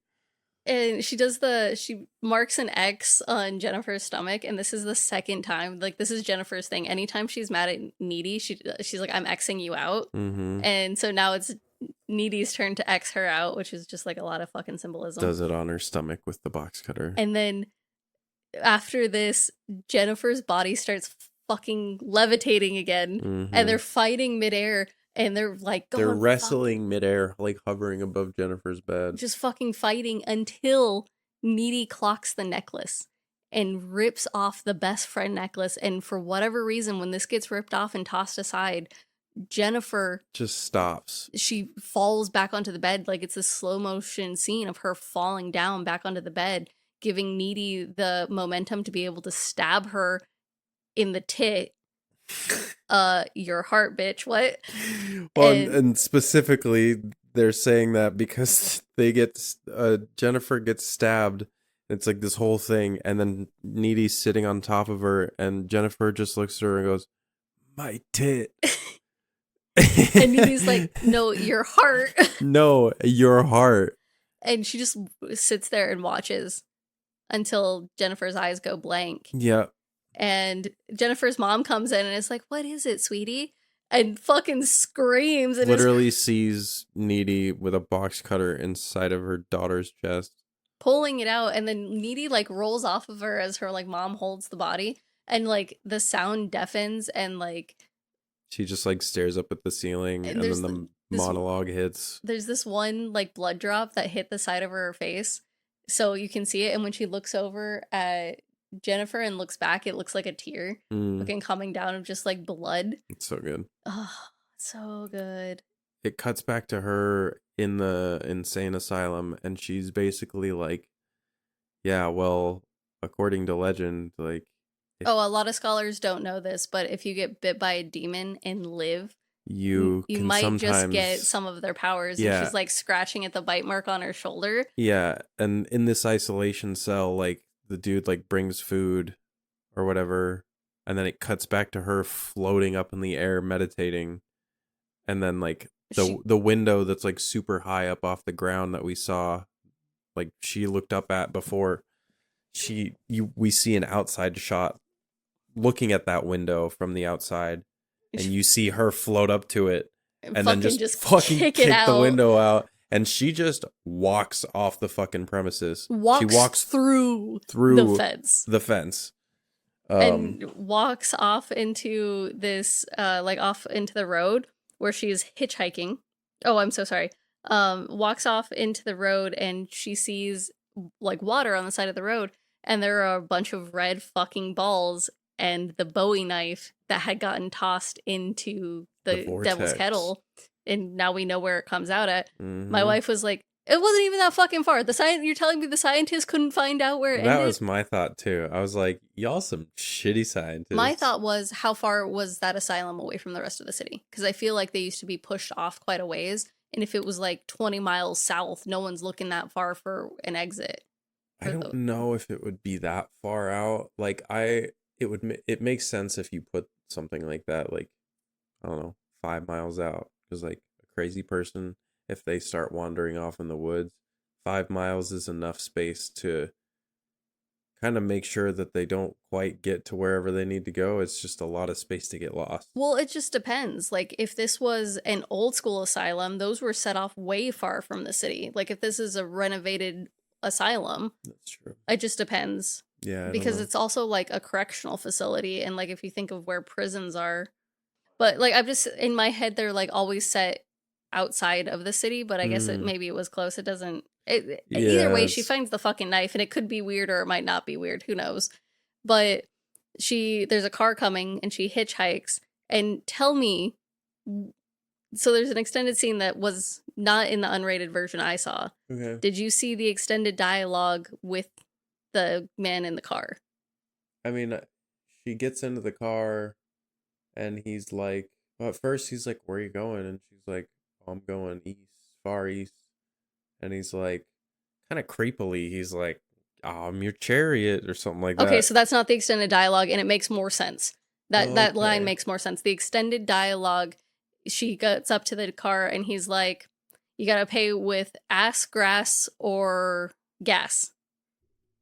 And she's like, my wife was mad that the scene got cut because it shows how much Needy's changed, because Needy talks about this. She's like, "I'm not that same girl anymore." Like, and she's cussing, and she's like, "I fucking swear, and I kick orderlies, and, you know, I bite people," all this kind of stuff. And this scene shows it because when he's like, "You have to pay with ass, grass, or gas," and she's like, "Well, I don't have drugs or money, so," and he's like, and she still gets in the car. And so him saying, "I'm your chariot," was to her being like, I'll pay you with sex.